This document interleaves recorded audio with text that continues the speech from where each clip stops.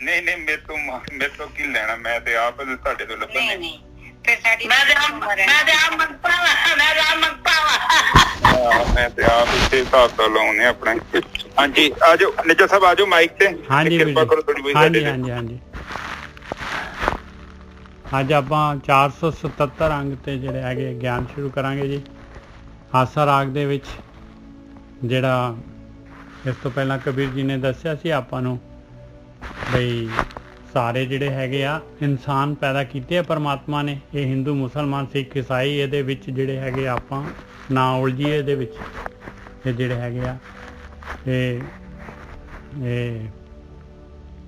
ਇਹ ਤਾਂ ਜਿਹੜਾ ਹੈਗੇ ਆ ਆਪਣੇ ਆਪਾਂ ਨੂੰ ਜਿਹੜੇ ਹੈਗੇ ਆ ਪਰਮਾਤਮਾ ਵੱਲ ਨੂੰ ਨਹੀਂ ਜੋੜ ਸਕਦੇ, ਕਿਉਂਕਿ ਜੇ ਆਪਾਂ ਸਾਰਿਆਂ ਦੇ ਵਿੱਚ ਪਰਮਾਤਮਾ ਹੀ ਨਹੀਂ ਦੇਖ ਰਹੇ ਤੇ ਇਹਦਾ ਮਤਲਬ ਤਾਂ ਆਪਾਂ ਬਿਲਕੁਲ ਹੀ ਜਿਹੜੇ ਹੈਗੇ ਮੁੱਢ ਤੋਂ ਹੀ ਜਿਹੜੇ ਹੈਗੇ ਆਪਾਂ ਉਖੜ ਗਏ ਪਾਏ, ਮੁੱਢ ਤੋਂ ਹੀ ਗਲਤ ਪਾਸੇ ਤੁਰ ਗਏ।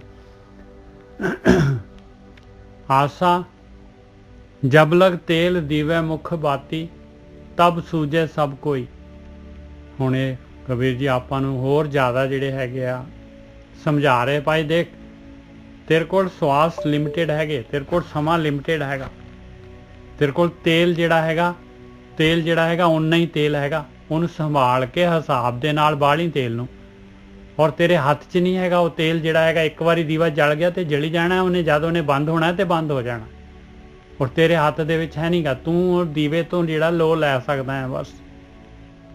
ਜਬ ਲਗ ਤੇਲ ਦੀਵੇ ਮੁਖ ਬਾਤੀ, ਜਦ ਤੱਕ ਤੇਲ ਹੈਗਾ ਤੇ ਤੇਰੇ ਮੂੰਹ ਤੋਂ ਜਿਹੜੇ ਹੈਗੇ ਗੱਲਾਂ ਨਿਕਲਦੀਆਂ ਹੈ, ਤਦ ਤੱਕ ਜਿਹੜਾ ਹੈਗਾ ਤੇਰੇ ਮੂੰਹ ਤੋਂ ਬੋਲਦਾ ਹੈ ਤੂੰ।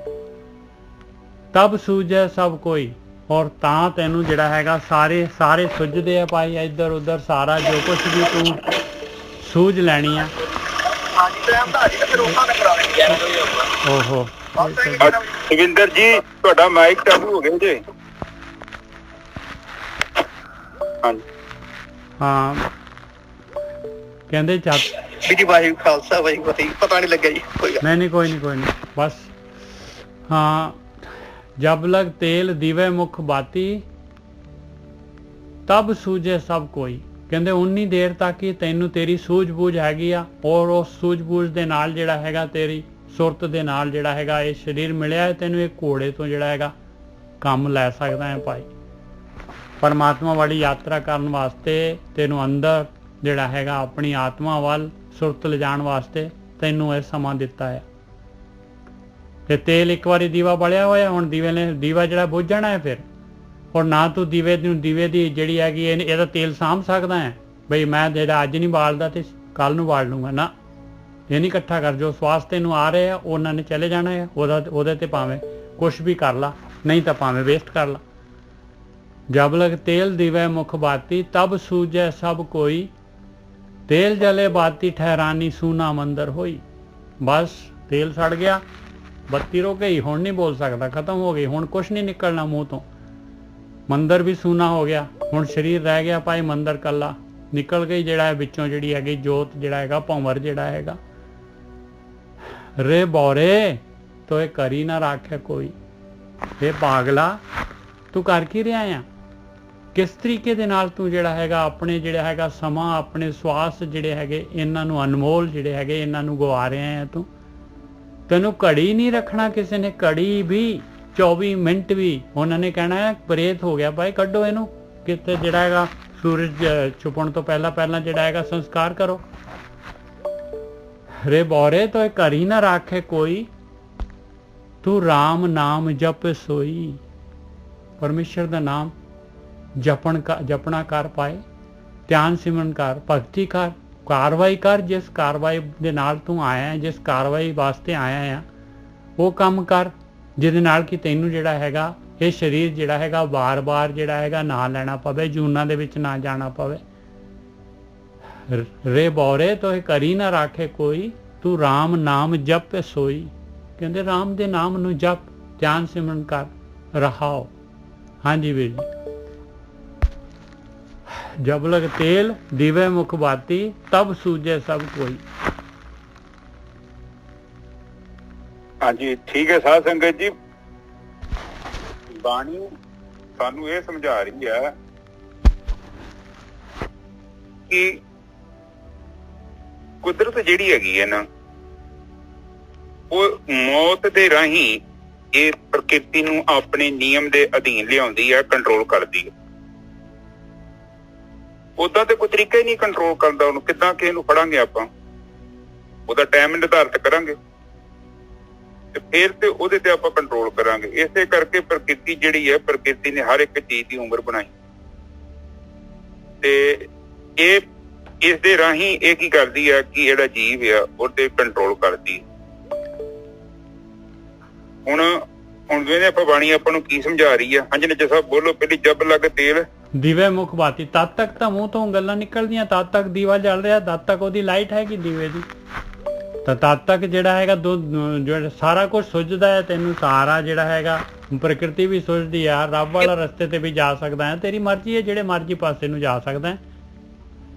ਤੇਲ ਜਲੇ ਬਾਤੀ ਠਹਿਰਾਨੀ ਸੂਨਾ ਮੰਦਰ ਹੋਈ। ਤੇਲ ਸੜ ਗਿਆ ਤੇ ਬੱਤੀ ਨੇ ਸ਼ਾਂਤ ਹੋ ਜਾਣਾ ਹੈ ਔਰ ਮੰਦਰ ਜਿਹੜਾ ਹੈ ਤੇਰੇ ਮੂੰਹ ਚੋਂ ਕੋਈ ਗੱਲ ਨਹੀਂ ਨਿਕਲਣੀ ਔਰ ਸਾਰਾ ਜਿਹੜਾ ਹੈਗਾ ਮੰਦਰ ਸੂਨਾ ਹੋ ਜਾਣਾ ਹੈ ਔਰ ਉਹ ਜਿਹੜੀ ਜੋਤ ਨਿਕਲ ਜਾਣੀ ਹੈ। ਪਾਵਰ ਚਲਾ ਗਿਆ, ਸੂਖਸ਼ਮ ਸਰੀਰ ਬਾਹਰ ਹੋ ਗਿਆ ਔਰ ਸਰੀਰ ਰਹਿ ਗਿਆ ਖਾਲੀ ਪੰਜ ਤੱਤਾਂ ਦਾ। ਹਾਂਜੀ ਵੀਰ ਜੀ, ਸਹੀ ਹੈ ਜੀ। ਇੱਥੇ ਆਪਾਂ ਨੂੰ ਬਾਣੀ ਇਹ ਸਮਝਾ ਰਹੀ ਆ ਕਿ ਜਿਹੜਾ ਸਰੀਰ ਆ ਇਹ ਲਿਮਟਿਡ ਆ, ਅਨਲਿਮਟਿਡ ਨਹੀਂ ਆ ਕਿ ਤੁਸੀਂ ਭੁੱਲ ਕੇ ਬੈਠੇ ਜੋ। ਪਤਾ ਹੀ ਨਹੀਂ ਇੱਥੇ ਬੰਦਾ ਤੇ ਸੋਚਦਾ ਥੋੜੀ ਮੈਂ ਜਾਣਾ ਇੱਥੋਂ। ਬੰਦੇ ਨੂੰ ਕੋਈ ਨਹੀਂ ਪਤਾ ਹੈਗਾ। ਅੱਜ ਮੈਂ ਹਸਪੀਟਲ ਗਿਆ ਮੰਮੀ ਦੇ ਨਾਲ, ਮੰਮੀ ਦਾ ਸਰੀਰ ਠੀਕ ਨਹੀਂ ਸੀ ਤੇ ਉੱਥੇ ਇੱਕ ਮਾਈ ਉਹਨਾਂ ਨੇ ਲਿਆਂਦਾ, ਉਹਨੂੰ ਬੈੱਡ ਤੇ ਲੰਮੇ ਪਾਇਆ ਤੇ ਪਰ ਉਹਦੇ ਪੈਰ ਵੀ ਅੱਖੇ ਮੈਂ ਚਿੱਟੇ ਹੋ ਗਏ ਸੀ। ਤੇ ਉਹ ਮੰਮੀ ਦੀ ਤੇ ਸ਼ੂਗਰ ਟੈਸਟ ਕਰਾਉਣੀ ਸੀ। ਉਹ ਕਹਿੰਦੇ ਚੀਜ਼ ਕੌਣ ਚਲ ਗਈ ਉਹ। ਮੈਂ ਕੀ ਹੋਇਆ? ਕਹਿੰਦੇ ਬਸ ਇਹਨਾਂ ਨੂੰ ਰਾਤੀ ਗੈਸ ਹੋਈ ਸੀ, ਵਿਚਾਰੀ ਸੱਜੇ ਬੰਨੇ ਖੱਬੇ ਬੰਨੇ। ਘਰਦਿਆਂ ਨੇ ਕਿਹਾ ਹੋਣਾ ਪੂਰੀ ਠੀਕ ਹੋ ਜਾਊਗੀ। ਉਹ ਕਿਤੇ ਠੀਕ ਹੋਈ, ਉਹ ਪੱਕੀ ਠੀਕ ਹੋ ਗਈ। ਇਸ ਕਰਕੇ ਪ੍ਰਕਿਰਤੀ ਜਿਹੜੀ ਆ, ਦੇਖੋ ਪ੍ਰਕਿਰਤੀ ਕੀ ਕਰਦੀ ਆ, ਕਿਸੇ ਤਰ੍ਹਾਂ ਜੀਵ ਨੂੰ ਫੜ ਲੈਂਦੀ। ਬਾਣੀ ਚ ਸਾਨੂੰ ਕੇਵਲ ਇਹੋ ਸਮਝਾਇਆ ਗਿਆ ਹੈ ਕਿ ਤੇਰੀ ਜ਼ਿੰਦਗੀ ਜਿਹੜੀ ਹੈ ਨਾ, ਜਿਹਨੂੰ ਤੇ ਪੱਕਾ ਜੁਗਾੜ ਬਣਾ ਕੇ ਬੈਠਾ ਹੈ, ਬੜੇ ਤੇਰੀਆਂ ਉਤਾਰੀਆਂ ਬਹੁਤ ਮਜ਼ਬੂਤ ਹੈ। ਤੈਨੂੰ ਤੇ ਫਿਕਰ ਹੀ ਨਹੀਂ ਹੈਗਾ ਤੂੰ ਜਾਣਾ। ਕਮ ਸੇ ਕਮ ਤੂੰ ਇੱਕ ਏਡੇ ਵੱਡੇ ਸਫ਼ਰ ਤੇ ਨਿਕਲਣਾ। 84 ਲੱਖ ਜੂਨ ਦਾ ਸਫ਼ਰ ਹੈ। ਬਿਲਕੁਲ। ਤੂੰ ਆਪਣੇ ਨਾਲ ਕੁਝ ਅੰਨ ਪਾਣੀ, ਕੋਈ ਕੱਪੜਾ ਲੱਤਾ, ਕੁਝ ਪੈਸੇ, ਕੁਝ ਨਾਲ ਲੈ ਕੇ ਚੱਲ। ਜੇ ਤੂੰ ਸੋਚੇਂਗਾ ਤੇ ਤਾਂ ਹੀ ਤੇ ਲੈ ਕੇ ਜਾਏਂਗਾ। ਜੇ ਤੂੰ ਸੋਚਿਆ ਹੀ ਨਹੀਂ ਤੇ ਮਾਂ ਦਾ ਸਿਰ ਖੜਨਾ ਨਾਲ, ਤੂੰ ਕੁਝ ਨਹੀਂ ਖੜਨਾ ਤੂੰ। ਪਰ ਬਾਣੀ ਇਹ ਕਹਿ ਰਹੀ ਆ ਕਿ ਤੇਰਾ ਸਫ਼ਰ ਇਸ ਤੋਂ ਬਾਅਦ ਚਾਲੂ ਹੋ ਜਾਣਾ ਵਾ। ਇਸ ਤੋਂ ਬਾਅਦ ਥੱਲੇ ਜਾਣਾ ਹੈ ਤੂੰ। ਦੂਜੀਆਂ ਕਿਸੇ ਵੀ ਦੁਨੀਆਂ ਦੇ ਵਿੱਚ ਉਹਨਾਂ ਨੂੰ ਪਤਾ ਥੋੜੀ ਹੈ ਕਿ ਅਸੀਂ ਕਿਹੜਾ ਕਰਮ ਕਰਨਾ ਸਹੀ ਆ ਜਾਂ ਗਲਤ ਆ, ਪਾਪ ਆ ਪੁੰਨ ਆ। ਉਹਨਾਂ ਨੂੰ ਕੁਝ ਨਹੀਂ ਪਤਾ। ਉਹਨਾਂ ਨੂੰ ਆਤਮਾ ਤੇ ਜੀ ਸਰੀਰ ਦਾ ਕੀ ਪਤਾ ਉਹਨਾਂ ਨੂੰ ਕੁਝ ਨਹੀਂ ਪਤਾ। ਉਹ ਤੇ ਬਸ ਕਰਮ, ਉਹ ਤੇ ਭੋਗੀ ਜੁਨੀ ਆ, ਉਹ ਤੇ ਭੋਗ ਰਹੇ ਨੇ ਵਿਚਾਰੇ, ਉਹ ਤੇ ਭੋਗ ਰਹੇ ਨੇ। ਹੁਣ ਤੁਸੀਂ ਸ਼ੇਰ ਨੂੰ ਸਮਝਾਓ ਕਿ ਐ ਨਾ ਕਰ, ਐ ਨਾ ਕਰ, ਉਹ ਸੁਣਦਾ ਤੁਹਾਡੀ ਗੱਲ? ਨਹੀਂ ਸੁਣਦਾ। ਉਹ ਕਹਿੰਦਾ ਜਿਹੜੀ ਮੈਨੂੰ ਜਿੰਨੀ ਕੁ ਮੈਨੂੰ ਪ੍ਰਮਾਤਮਾ ਨੇ ਸੈਂਸ ਪਾਈ ਆ, ਮੈਂ ਤੇ ਵੀ ਜੀਵਨ ਉਸ ਤਰੀਕੇ ਨਾਲ ਚਲਾਉਂਗਾ। ਹਾਂ, ਮੈਂ ਓਨਾ ਹੀ ਸ਼ਿਕਾਰ ਕਰੂੰਗਾ ਜਿੰਨੀ ਮੇਰੀ ਜ਼ਰੂਰਤ ਆ। ਉਸ ਤੋਂ ਬਾਅਦ ਸ਼ਿਕਾਰ ਨਹੀਂ ਕਰਦਾ ਸ਼ੇਰ। ਨਾ, ਸ਼ੇਰ ਨੂੰ ਵੀ ਪਤਾ ਵਾ ਅਨੁਸ਼ਾਸਨ ਦਾ, ਜਿੰਨੀ ਭੁੱਖ ਆ ਓਨਾ ਹੀ ਖਾਊਗਾ। ਤੋ ਇੱਥੇ ਬਾਣੀ ਆਪਾਂ ਨੂੰ ਇਹ ਸਮਝਾ ਰਹੀ ਆ ਕਿ ਇਸ ਗੱਲ ਦੇ ਵੱਲ ਵਿਚਾਰ ਕਰੋ। ਜਿੱਦਾਂ ਤੂੰ ਸੰਸਾਰਿਕ ਯਾਤਰਾ ਕਰਨੀ ਹੋਵੇ ਤੇ ਆਪਣਾ ਤੂੰ ਅਰੇਂਜਮੈਂਟ ਕਰਦਾ ਹੈ, ਇਸੇ ਹੀ ਤਰ੍ਹਾਂ ਤੇਰੀ ਅੱਗੇ ਯਾਤਰਾ ਸ਼ੁਰੂ ਹੋਣੀ। ਤੇ ਪਲੀਜ਼ ਕੇਅਰਫੁਲ। ਜਿਹਨੂੰ ਤੂੰ ਧਿਆਨ ਨਹੀਂ ਦੇ ਰਿਹਾ, ਇਹਨਾਂ ਨੂੰ ਬ੍ਰਹਮ ਗਿਆਨੀਆਂ ਨੂੰ ਕੀ ਲੋੜ ਪਈ ਸੀ ਸਾਡੇ ਲਈ ਇੰਨਾ ਕੁਝ ਲੈ ਕੇ ਜਾਣ ਦੇ ਲਈ? ਅੱਜ ਇੱਕ ਸਾਧਕ ਆਪਣੇ ਗਰੁੱਪ 'ਚ ਹੈਗੇ ਨੇ ਜੋ ਸਾਹਿਬ। ਹਾਂਜੀ ਹਾਂਜੀ। ਉਹ ਕਿਤੇ ਗਏ, ਕੋਈ ਬਾਬਾ ਜੀ ਕਿਤੇ ਨਾਮਦਾਨ ਲੈ ਕੇ ਆਏ ਨੇ ਤੇ ਉਹ ਉੱਥੇ ਉਹਨਾਂ ਨੇ ਵਿਚਾਰ ਵਟਾਂਦਰਾ ਕੀਤਾ ਤੇ ਕਹਿੰਦੀ ਬਾਬਾ ਜੀ ਤੁਸੀਂ ਤਾਂ ਫਲਾਣੇ ਡੇਰੇ ਦੀ ਫੋਟੋ ਲਾਈ ਆ ਬਾਬਾ ਜੀ ਦੀ, ਤੇ ਕੁਝ ਜੀਵਨ 'ਚ ਪ੍ਰਾਪਤੀ ਹੋਈ ਤੇ ਨਾਮ ਕਿੰਨੇ ਕੁ ਸਾਲ ਹੋਏ ਤੁਹਾਨੂੰ ਲੈਣ ਨੂੰ? ਕਹਿੰਦਾ ਮੈਨੂੰ 27 ਸਾਲ ਹੋ ਗਏ ਨੇ ਸਾਹਿਬ। ਤੇ ਕਹਿੰਦੀ ਫਿਰ ਅਵਸਥਾ ਕਾਫੀ ਵਧੀਆ ਬਣੀ ਹੋਊਗੀ, ਤੁਹਾਨੂੰ ਕੁਝ ਤਾਂ ਗਿਆਨ ਹੋਇਆ ਹੋਊਗਾ ਨਾ ਜੀਵਨ ਦੇ ਬਾਰੇ, ਦੱਸੋ ਕੁਝ। ਕਹਿੰਦਾ ਗਿਆਨ ਤੇ ਕੁਛ ਨਹੀਂ ਹੋਇਆ, ਬਸ ਨਾਮ ਲੈ ਆਇਆ ਵਾਂ, ਹਫ਼ਤੇ 'ਚ ਜਾਂਦੇ ਇੱਕ ਵਾਰੀ ਉੱਥੇ ਘੁੰਮ ਆਈਦਾ ਵਾ, ਤੇ ਬਾਕੀ ਗਿਆਨ ਤੇ ਬ੍ਰਹਮ ਗਿਆਨੀਆਂ ਨੂੰ ਹੋਣਾ ਵਾ, ਸੰਤਾਂ ਨੂੰ ਹੁੰਦਾ ਵਾ। ਤੇ ਉਹ ਕਹਿੰਦੀ ਨਹੀਂ ਮਤਲਬ ਤੁਸੀਂ ਵੀ 26-27 ਸਾਲ ਤੋਂ ਤੁਰੇ ਜਾ ਰਹੇ ਜੋ, ਉੱਥੇ ਜਾਂਦੇ ਜੋ, ਉੱਥੇ ਫਿਰ ਉਹ ਸੁਣਨ ਦਾ ਕੀ ਫਾਇਦਾ? ਤੇ ਉਹ ਫਿਰ ਬੰਦਾ ਜਾਣ ਛਡਾਵੇ ਤੋਂ ਸਾਧਕ ਤੋਂ। ਤੇ ਉਹਨੇ ਕੁੜੀ ਨੇ ਫਿਰ ਉਹਨੂੰ ਚੰਗੀ ਤਰ੍ਹਾਂ ਸਮਝਾਇਆ ਵੀ ਏਦਾਂ ਇਹ ਤੇ ਜੀਵਨ ਦੀ ਤੁਹਾਡੀ ਪ੍ਰਾਪਤੀ ਕੀ ਹੈ, ਤੁਹਾਡੀ 27 ਸਾਲ ਚ ਤੁਸੀਂ ਕੋਈ ਪ੍ਰੋਗਰੈਸ ਕੀਤੀ ਹੈ, ਸਾਨੂੰ ਵੀ ਗਿਆਨ ਮਾਰਗ ਕਰੋ। ਉਹ ਕਹਿੰਦਾ ਮੈਨੂੰ ਤਾਂ ਕੁਛ ਨਹੀਂ ਲੱਭਿਆ, ਹਾਂ ਚਲੇ ਜਾਈਦਾ ਵਾ। ਤੇ ਅਸੀਂ ਤੇ ਕਹਿੰਦੇ ਤੁਹਾਡੇ ਫਿਰ ਤੁਸੀਂ ਤੇ ਇਹ ਵੀ ਸੋਚਦੇ ਜੋ ਦੱਸਣਾ ਵੀ ਨਹੀਂ ਕਿਸੇ ਨੂੰ, ਤੇ ਕਹਿੰਦੇ ਦੱਸੋਗੇ ਨਾ ਤੇ ਕਿੱਦਾਂ ਪਤਾ ਲੱਗੂ ਤੁਸੀਂ ਕਿੱਥੇ ਜਾ ਰਹੇ ਜੋ? ਤੇ ਕਹਿੰਦਾ ਦੱਸਣਾ ਕੀ, ਪਤਾ ਹੀ ਨਹੀਂ ਅਜੇ ਲੱਗਾ ਕੁਛ। ਅੱਜਰ ਸਾਹਿਬ ਤੇ ਦੇਖ ਲਓ ਇਸ ਚੀਜ਼ ਨੂੰ ਆਪ ਸੋਚੋ, ਸਾਧ ਸੰਗਤ ਦੀ 27 ਸਾਲ ਬੰਦਾ ਉੱਥੇ ਜਾਂਦਾ ਹੈ ਔਰ ਉਸ ਬੰਦੇ ਨੂੰ ਇਹ ਨਹੀਂ ਪਤਾ ਕਿ ਮੈਂ ਕੀ ਲਿਆਉਣਾ। ਇਹ ਤੇ ਇੱਕ ਜਸਟ ਸਾਨੂੰ ਸੋਚਣ ਵਾਲੀ ਗੱਲ ਆ ਕਿ ਆ ਸਧਾਰਨ ਸਕੂਲ ਚ ਜਾਈਦਾ ਤੇ ਉੱਥੇ ਬੰਦਾ ਕੋਈ ਡਾਕਟਰ ਬਣ ਜਾਂਦਾ, ਕੋਈ ਇੰਜੀਨੀਅਰ ਬਣ ਜਾਂਦਾ, ਕੋਈ ਕਲੈਕਟਰ ਬਣ ਜਾਂਦਾ, ਪਤਾ ਨਹੀਂ ਕੀ ਬਣ ਜਾਂਦਾ ਹੈ। ਅਧਿਆਤਮਿਕ ਸਫ਼ਰ ਚ ਵੀ ਬੰਦਾ ਕੁਛ ਬਣਦਾ ਹੈ, ਚਾਹੇ ਛੋਟੀ ਮੋਟੀ ਅਵਸਥਾ ਪ੍ਰਾਪਤ ਹੋਵੇ। ਇਹ ਥੋੜੀ ਕਿ 27 ਸਾਲ ਚ ਓਦਾਂ ਹੀ ਅੱਖਾਂ ਬੰਦ ਕਰਕੇ ਗੱਡੀ ਚਲਾਈ ਜਾਓਗੇ, ਤੁਸੀਂ ਵੇਖੋਗੇ ਨਹੀਂ ਮੈਂ ਕਿੱਧਰ ਗਿਆ। 27 ਸਾਲ ਬਹੁਤ ਵੱਡਾ ਸਮਾਂ ਹੁੰਦਾ। ਇਸੇ ਹੀ ਤਰ੍ਹਾਂ ਅਰਬਾਂ ਖਰਬਾਂ ਲੋਕ ਆਪਣਾ ਜੀਵਨ ਜਿਹੜਾ ਨਸ਼ਟ ਕਰ ਲੈਂਦੇ ਨੇ ਔਰ ਇਸੇ ਚੀਜ਼ ਨੂੰ ਰੋਕਣ ਦੇ ਲਈ ਕਬੀਰ ਜੀ ਸਾਨੂੰ ਸਮਝਾ ਰਹੇ ਨੇ, ਹੋਰ ਕੁਛ ਨਹੀਂ ਕਹਿ ਰਹੇ ਨੇ। ਉਹ ਕਬੀਰ ਜੀ ਕਹਿੰਦੇ ਨੇ, ਗੋਗਾ ਜੀ ਮਾਈਕ ਬੰਦ ਕਰੋ ਪਲੀਜ਼। ਗਗਨ ਹੈ ਅੱਛਾ ਗਗਨ, ਠੀਕ ਹੈ। ਹੁਣ ਇੱਥੇ ਕਬੀਰ ਜੀ ਸਾਨੂੰ ਇਹ ਸਮਝਾ ਰਹੇ ਨੇ ਕਿ ਤੂੰ ਬੜੀਆਂ ਲੰਮੀਆਂ ਤਾਣ ਕੇ ਬੈਠਾ ਵਾ ਪਰ ਤੈਨੂੰ ਪਤਾ ਨਹੀਂ ਆ ਤੂੰ ਜ਼ਿੰਦਗੀ ਤੇਰੀ ਚੱਲ ਜਾਣੀ ਆ, ਕਿਸੇ ਦਾ ਤਾਂ ਕੁਛ ਨਹੀਂ ਜਾਣਾ। ਉਹ ਤਾਂ ਤੇ ਫਿਰ ਪੈਸੇ ਲੈ ਰਿਹਾ, ਇਸ ਕਰਕੇ ਤੇਰੇ ਕੋਲ ਬੈਠਾ ਔਰ ਤੂੰ ਤੇ ਸੋਚਣ ਨਹੀਂ ਦਿਆ ਕਿ ਜੀਵਨ ਐਡਾ ਕੀਮਤੀ ਹੈ, ਰੇਤਾ ਦੇ ਕਣਾਂ ਵਾਂਗੂ ਤੇਰੀ ਹੱਥੋਂ ਬੂੰਦ ਬੂੰਦ ਕਰਕੇ ਨਿਕਲ ਰਹੀ ਹੈ। ਔਰ ਵੇਖੋ ਆਪ ਸਾਧ ਸੰਗਤ ਜੀ, ਜਿੱਦਾਂ ਰੇਤਾ ਥੋੜੀ ਫੜ ਕੇ ਨਾ ਮੁੱਠੀ ਚ ਤੇ ਪਾਣੀ ਦੀ ਧਾਰਾ ਦੇ ਗੜੀ ਕਰਕੇ ਵੇਖੋ, ਜਿੰਨੀ ਮਰਜ਼ੀ ਤੁਸੀਂ ਮੁੱਠੀ ਘੁੱਟ ਲਓ ਰੇਤਾ ਤੁਹਾਡੇ ਇੱਥੋਂ ਨਿਕਲ ਜਾਣੀ। ਬਿਲਕੁਲ ਇਸੇ ਤਰ੍ਹਾਂ ਜੀਵਨ ਹੈ, ਸਮਾਂ ਹੈ। ਇਹ ਮੀਟਰ ਜਿਹੜਾ ਚੱਲ ਗਿਆ ਬੰਦ ਨਹੀਂ ਹੋਣਾ, ਇਹ ਨਹੀਂ ਰੁਕੇਗਾ। ਇਹ ਉਦੋਂ ਹੀ ਰੁਕੇਗਾ ਜਦੋਂ ਸਰੀਰ ਦਾ ਅੰਤ ਹੋ ਜਾਏਗਾ, ਉਸ ਤੋਂ ਪਹਿਲਾਂ ਨਹੀਂ ਜੇ ਰੁਕਣਾ। ਹਾਂਜੀ ਨਿਜਰ ਸਾਹਿਬ, ਉਹ ਕਹਿੰਦੇ ਆ ਕਿ ਤੇਰਾ ਸਰੀਰ ਜਿਹੜਾ ਹੈਗਾ ਲਿਮਟਿਡ ਹੈਗਾ। ਜਬ ਲਗ ਤੇਲ ਦੀਵੇ, ਕਹਿੰਦੇ ਜਦ ਤੱਕ ਤੇਰੇ ਅੰਦਰ ਪੁਰਾਣਾ ਰੂਪੀ ਤੇਰਾ ਦੀਵਾ ਜਗ ਰਿਹਾ ਹੈ ਤੇ ਉਹਦੇ ਕਾਰਨ ਤੇਰੇ ਮੂੰਹ ਦੇ ਵਿੱਚੋਂ ਲਫ਼ਜ਼ ਨਿਕਲ ਰਹੇ ਨੇ। ਉਹ ਕਹਿੰਦੇ ਨਾ ਕਹਾਂ ਗਏ ਬਾਬਾ ਬੋਲਤੇ ਥੇ ਕਹਾਂ ਗਏ, ਕਹਾਂ ਚਲ ਗਏ, ਕਿੱਥੇ ਚਲ ਗਏ? ਕੁਝ ਵਾਪਸ ਚਲ ਗਏ। ਹੁਣ ਅਗਲਾ ਸਫ਼ਰ ਜਿਹੜਾ ਜੀਵਨ ਦਾ ਉਹ ਚੱਲ ਪਿਆ। ਜੇ ਕੋਈ ਚੰਗਾ ਜੀਵਨ ਬਤੀਤ ਕੀਤਾ ਹੈ ਉਹ ਮੁਕਤ ਆ, ਤੇ ਜਿੰਨੇ ਆਮ ਹੀ ਸਧਾਰਨ ਜੀਵਨ ਬਤੀਤ ਕੀਤਾ ਜਿਹਦੇ ਜੀਵਨ ਚ ਧਰਮ ਹੀ ਨਹੀਂ,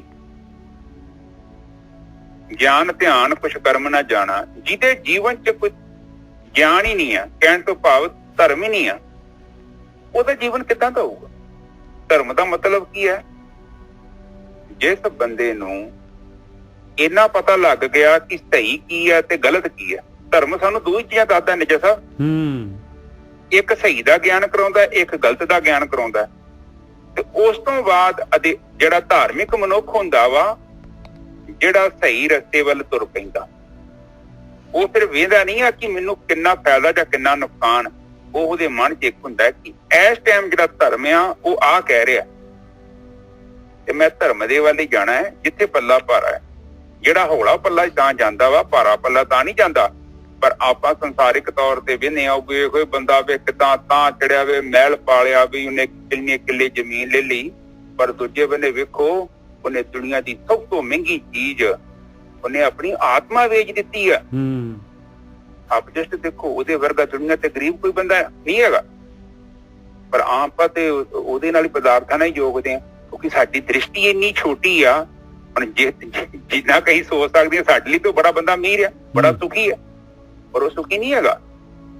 ਕਿਉਂਕਿ ਨੇ ਬਹੁਤ ਮਹਿੰਗੀ ਚੀਜ਼ ਬਿਲਕੁਲ ਹੀ ਆਲੂ ਗੰਢੇ ਉਹ ਕਬਾੜੀਏ ਕੋਲ ਏਦਾਂ ਵੇਚਦੀ ਆ, ਜਿਹਦੀ ਕੋਈ ਕੀਮਤ ਨਹੀਂ।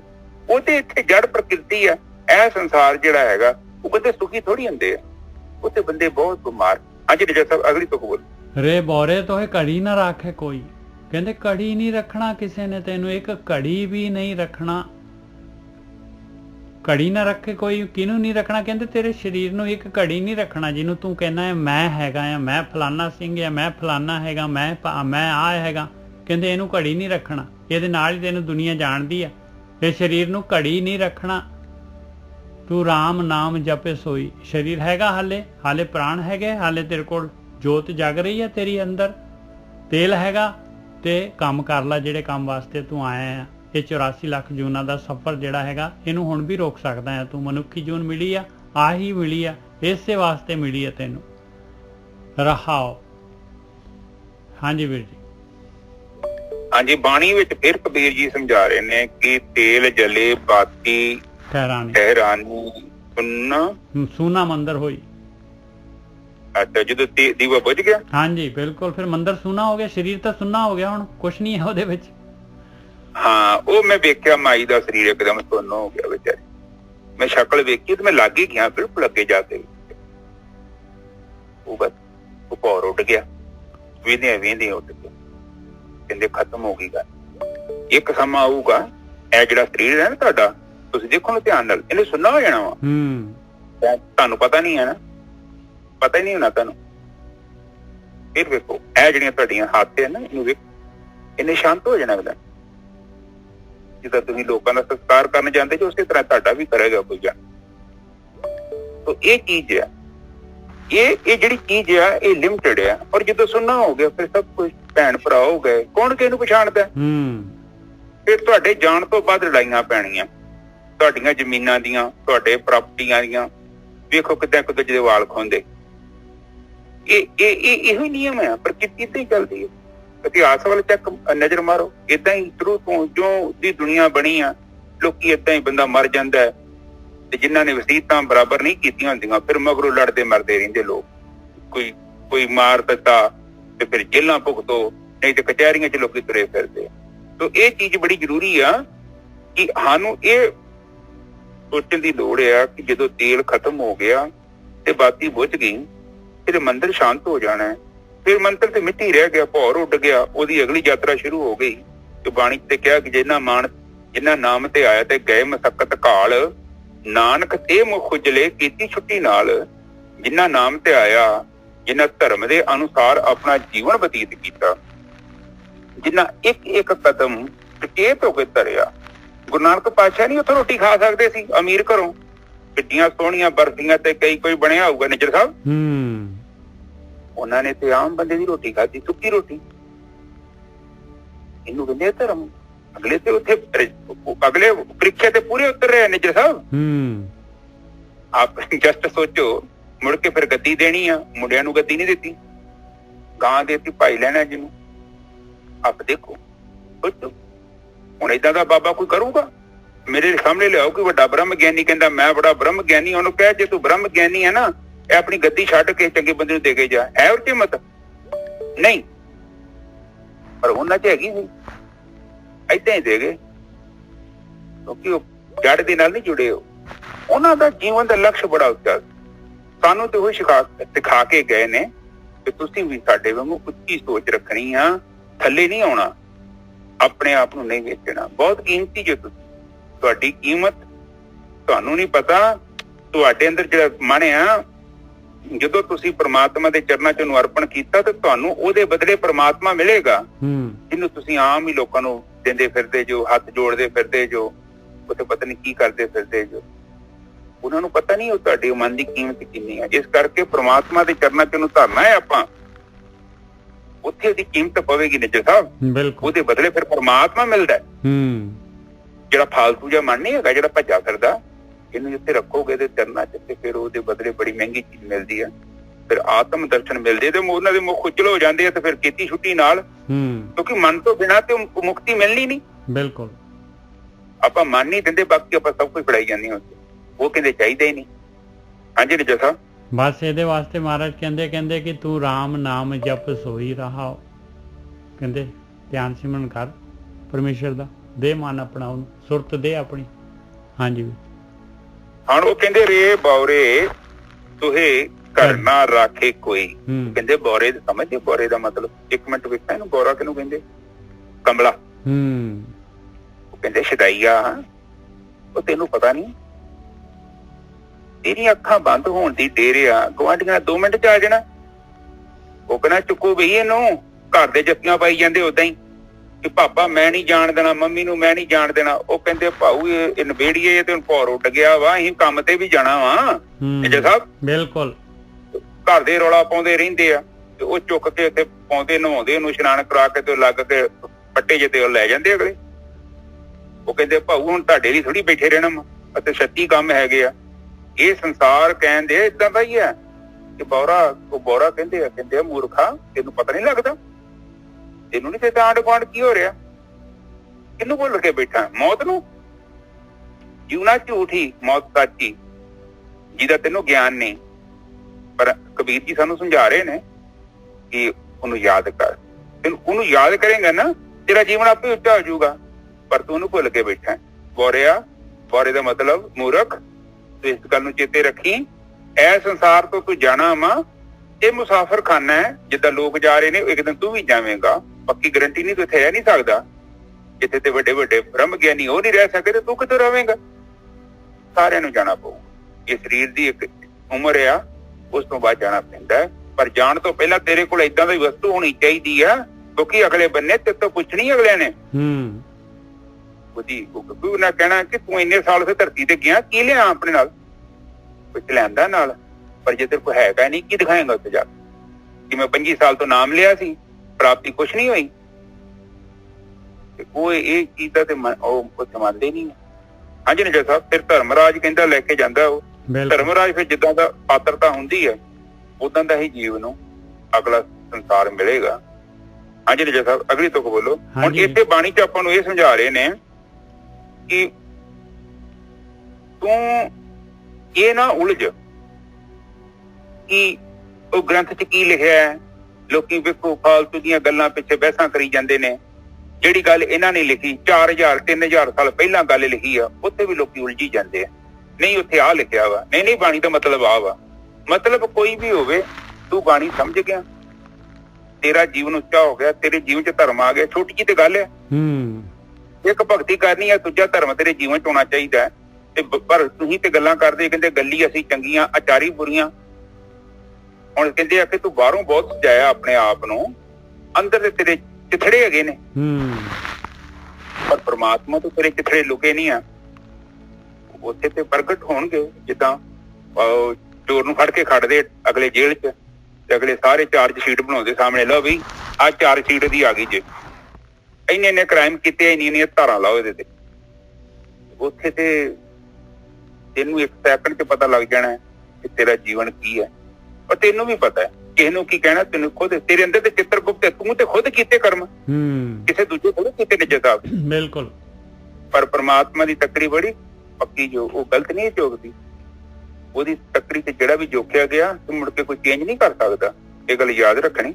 ਇਸ ਕਰਕੇ ਬਾਣੀ ਸਾਨੂੰ ਇਹ ਸਮਝਾਉਂਦੀ ਆ ਕਿ ਜੀਵਨ ਤੇਰੇ ਕੋਲ ਹੈਗਾ ਜੇ, ਤੇਰੇ ਅੰਦਰ ਦੀਵਾ ਚੱਲ ਰਿਹਾ, ਇਹ ਨਾ ਵੀ ਬੁੱਝ ਜੇ। ਭਗਤੀ ਕਰ, ਉਹਨੂੰ ਲਿਸਟ ਚ ਲਿਆ ਆਪਣੀ ਚ, ਕਿਉਂਕਿ ਜਿੱਥੇ ਤੂੰ ਜਾ ਨਹੀਂ ਰਿਹਾ ਉੱਥੇ ਤੇ ਜਾਣਾ ਵਾ। ਉਸੇ ਲਈ ਤੇ ਤੈਨੂੰ ਇਨਸਾਨ ਦਾ ਜਨਮ ਮਿਲਿਆ ਹੈ, ਤੈਨੂੰ ਇੰਨੀ ਸੈਂਸ ਦਿੱਤੀ, ਤੈਨੂੰ ਇੰਨਾ ਗਿਆਨ ਦਿੱਤਾ। ਬਾਕੀ ਤੂੰ ਸਾਰੇ ਕੰਮ ਕਰ ਰਿਹਾ, ਪਰ ਬੰਦਗੀ ਵਾਸਤੇ ਤੇਰੇ ਕੋਲ ਟਾਈਮ ਕੋਈ ਨਾ।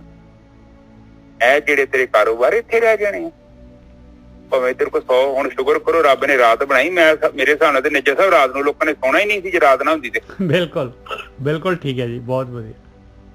ਹਾਂਜੀ ਚਲੀਏ ਨਿੱਜਰ ਸਾਹਿਬ ਅੱਗੇ। ਕਹਿੰਦੇ ਬੌਰੇ ਕਹਿੰਦੇ ਆ, ਕਹਿੰਦੇ ਤੂੰ ਰਾਮ ਨਾਮ ਜਪ ਸੋਈ।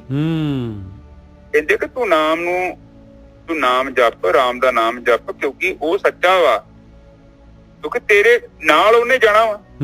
ਤੈਨੂੰ ਉਦੋਂ ਡਰ ਲੱਗਣ ਡਿਆ ਆਪਣਾ, ਜਦੋਂ ਤੂੰ ਮੌਤ ਦੇ ਵਿੱਚ ਪ੍ਰਵੇਸ਼ ਕਰਨਾ ਨਾ ਨਿੱਜਰ ਸਾਹਿਬ, ਮਾੜੇ ਬੰਦੇ ਦੀ ਤਾਂ ਉਦੋਂ ਪੋਟੀ ਨਿਕਲ ਜਾਂਦੀ ਆ, ਸ਼ਰਾਬ ਨਿਕਲ ਜਾਂਦਾ। ਬਿਲਕੁਲ। ਕਿਉਂਕਿ ਉਦੋਂ ਪਤਾ ਲੱਗਦਾ ਬੰਦੇ ਨੂੰ ਕੋਈ ਮੂਰਖ ਮਨਾ, ਉਹ ਭੂਆ ਇੰਨੀ ਉਮਰ ਨਾ ਕੀਤਾ ਹੀ ਕੁਛ ਨਹੀਂ। ਬਿਲਕੁਲ। ਤੈਨੂੰ ਤਾਂ ਚਿੱਤੇ ਹੀ ਨਹੀਂ ਸੀ ਇਹਦੇ ਬਾਰੇ। ਫਿਰ ਬੰਦੇ ਦੀਆਂ ਅੱਖਾਂ ਵੇਖੋ, ਫਿਰ ਉਹ ਤੁਹਾਨੂੰ ਕਹੂਗਾ ਵੀ ਲਾਗੇ ਬੈਠੇ ਹੋ ਗਏ ਨਾ ਕਿਤੇ ਮਰਦੇ ਬੰਦੇ ਨੂੰ, ਮੈਂ ਕਈਆਂ ਨੂੰ ਵੇਖਿਆ, ਉਹ ਪਰੇ ਹੋ ਜਾਓ ਮੈਨੂੰ ਹਵਾ ਆਉਣ ਦੋ। ਹਵਾ ਤੇ ਹੁਣ ਬੰਦਰੋਂ ਬੰਦ ਹੋ ਗਈ ਨਿੱਜਰ ਸਾਹਿਬ, ਬਾਹਰੋਂ ਕਿੱਥੋਂ ਆਉਣੀ ਹੈ?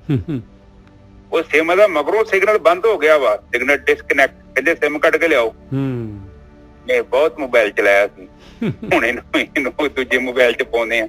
ਇਹਦਾ ਦੂਜਾ ਸਮਾਂ ਚੱਲ ਗਿਆ ਨੇ, ਸਿਮ ਨੇ ਆਪਣੇ ਆਪ ਨੂੰ ਸਾਂਭਿਆ ਨਹੀਂ। ਇਹ ਤੇ ਬ੍ਰਹਮ ਗਿਆਨੀ ਬਣ ਸਕਦਾ ਸੀ, ਪਰ ਸਮਾਂ ਲੰਘ ਚੁੱਕਿਆ। ਔਰ ਇਨਸਾਨ ਏਦਾਂ ਹੀ ਕਰਦਾ ਹੈ, ਪਰ ਇੱਕ ਜਨਮ ਨਹੀਂ, ਅਨੰਤ ਜਨਮਾਂ ਤੋਂ ਇਨਸਾਨ ਏਦਾਂ ਹੀ ਕਰਦਾ ਹੈ। ਹੁਣ ਵੀ ਕਿੰਨੀ ਬਾਣੀ ਸਮਝਾ ਰਹੀ ਹੈ, ਕੋਈ ਬੰਦਾ ਬਾਣੀ ਨੂੰ ਸੁਣਨਾ ਚਾਹੁੰਦਾ ਹੈ ਨਾ। ਜਿੰਨਾ ਚਿਰ ਬੈਠਾ ਹੈ ਕਥਾ ਸੁਣਦਾ ਹੈ, ਉਹਨਾਂ ਚਿਰ ਬਹੁਤ ਧਿਆਨ ਆ। ਮਾੜੀ ਜੀ ਕਥਾ ਬੰਦ ਹੋਈ, ਸਾਰਾ ਕੁਝ ਉਸੇ ਤਰ੍ਹਾਂ ਹੀ ਵਾਪਸ ਆ ਗਿਆ। ਕਾਮ, ਕ੍ਰੋਧ, ਲੋਭ, ਮੋਹ, ਹੰਕਾਰ। ਹਾਂਜੀ ਨੇ ਸਾਹਿਬ, ਅਗਲੀ ਤੁਕ ਬੋਲੋ।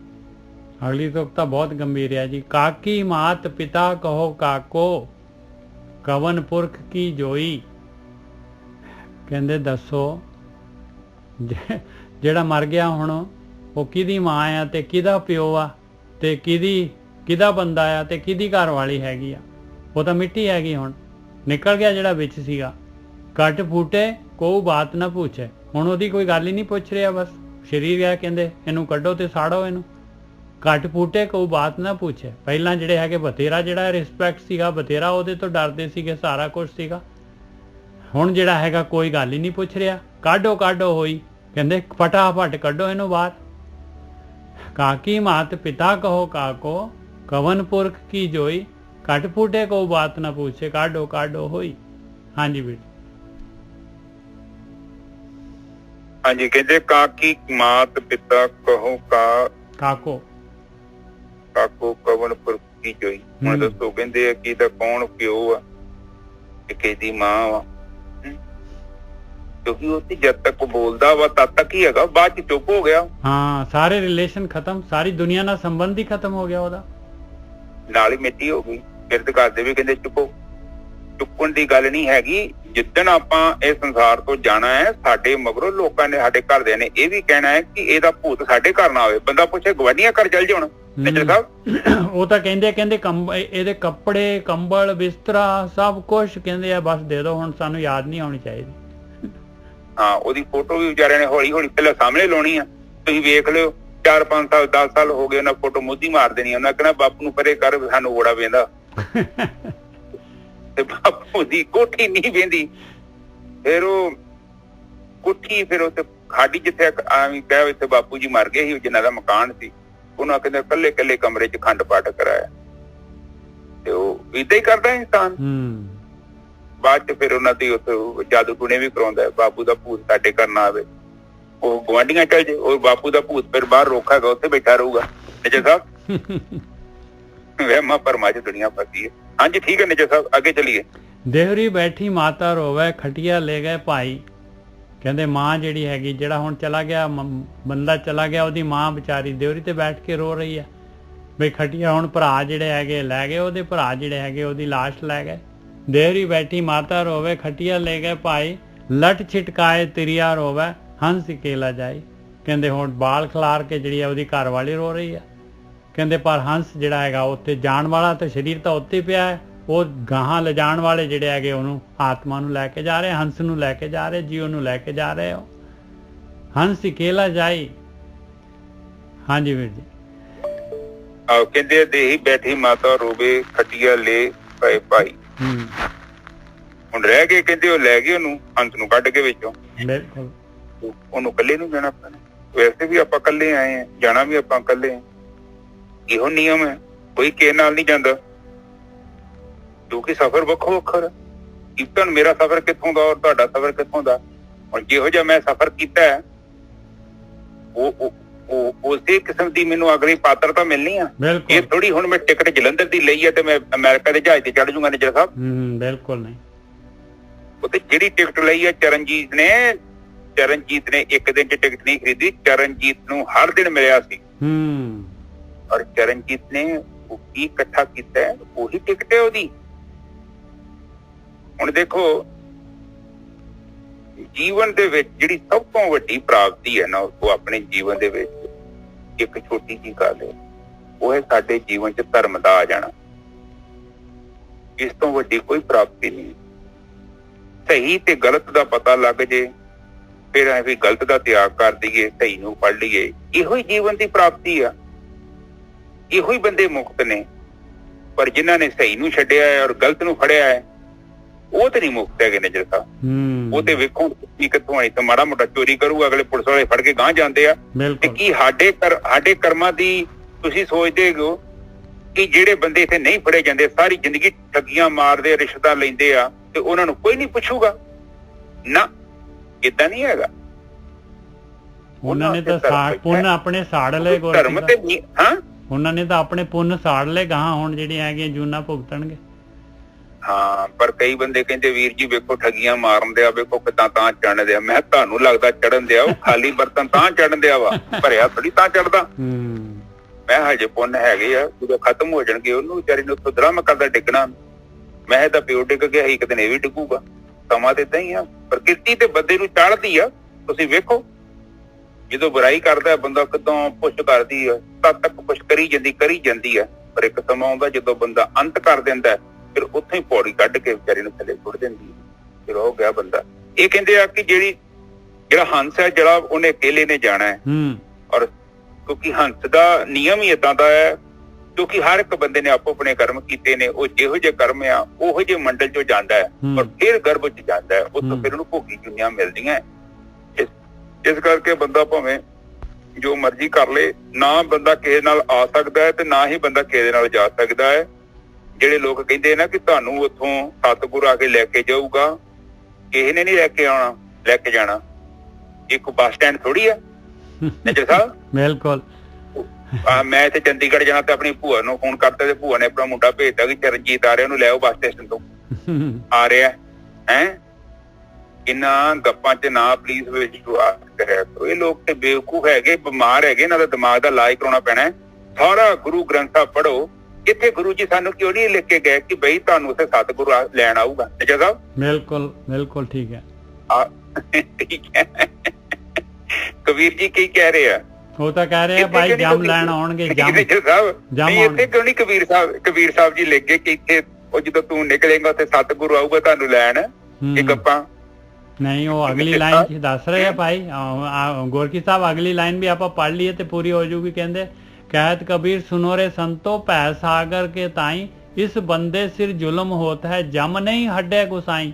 ਕਹਿੰਦੇ ਬੰਦੇ ਦੇ ਸਿਰ ਤੇ ਜ਼ੁਲਮ ਹੋ ਰਿਹਾ। ਮਾਲਕਾ ਇਹ ਕੀ ਕੀਤਾ ਤੂੰ ਜਿਹੜਾ ਇਹ ਸੰਸਾਰ ਸਮੁੰਦਰ ਬਣਾਇਆ ਹੋਇਆ ਆ, ਇੱਥੇ ਤੂੰ ਕਹਿੰਦਾ ਬਈ ਜਿਹਨੂੰ ਜਿਹੜਾ ਨਹੀਂ ਪਾਰ ਕਰੂਗਾ ਉਹ ਫਿਰ ਜੂਨਾਂ ਦੇ ਵਿੱਚ ਆ, ਗੋਤੇ ਖਾਊਗਾ ਉਹ।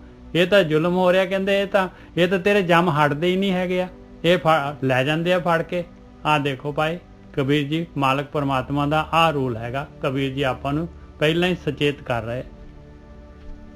ਹਾਂ, ਕਬੀਰ ਜੀ ਕਹਿ ਰਹੇ ਨੇ ਕਿ ਜਦ ਤੱਕ ਤੈਨੂੰ ਤੇਰੇ ਆਖਰੀ ਜਿਹੜਾ ਪੜਾਓ ਹੈ ਤੈਨੂੰ ਉਹਦੇ ਬਾਰੇ ਪਤਾ ਹੀ ਨਹੀਂ ਆ।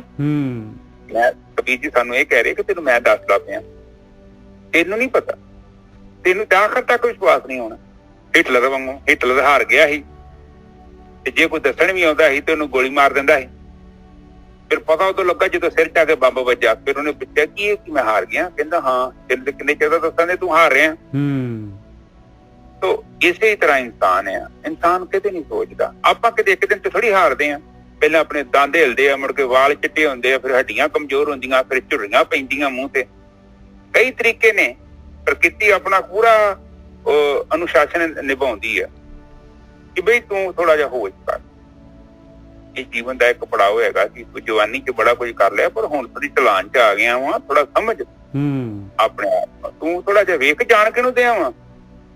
ਕਮ ਸੇ ਕਮ ਇੱਕ ਸਵਾਲ ਤੇ ਕਰ, ਤੇਰੇ ਜੀਵਨ ਦਾ ਮਕਸਦ ਕੀ ਹੈ? ਬਿਲਕੁਲ ਸਾਹਿਬ, ਬਿਲਕੁਲ।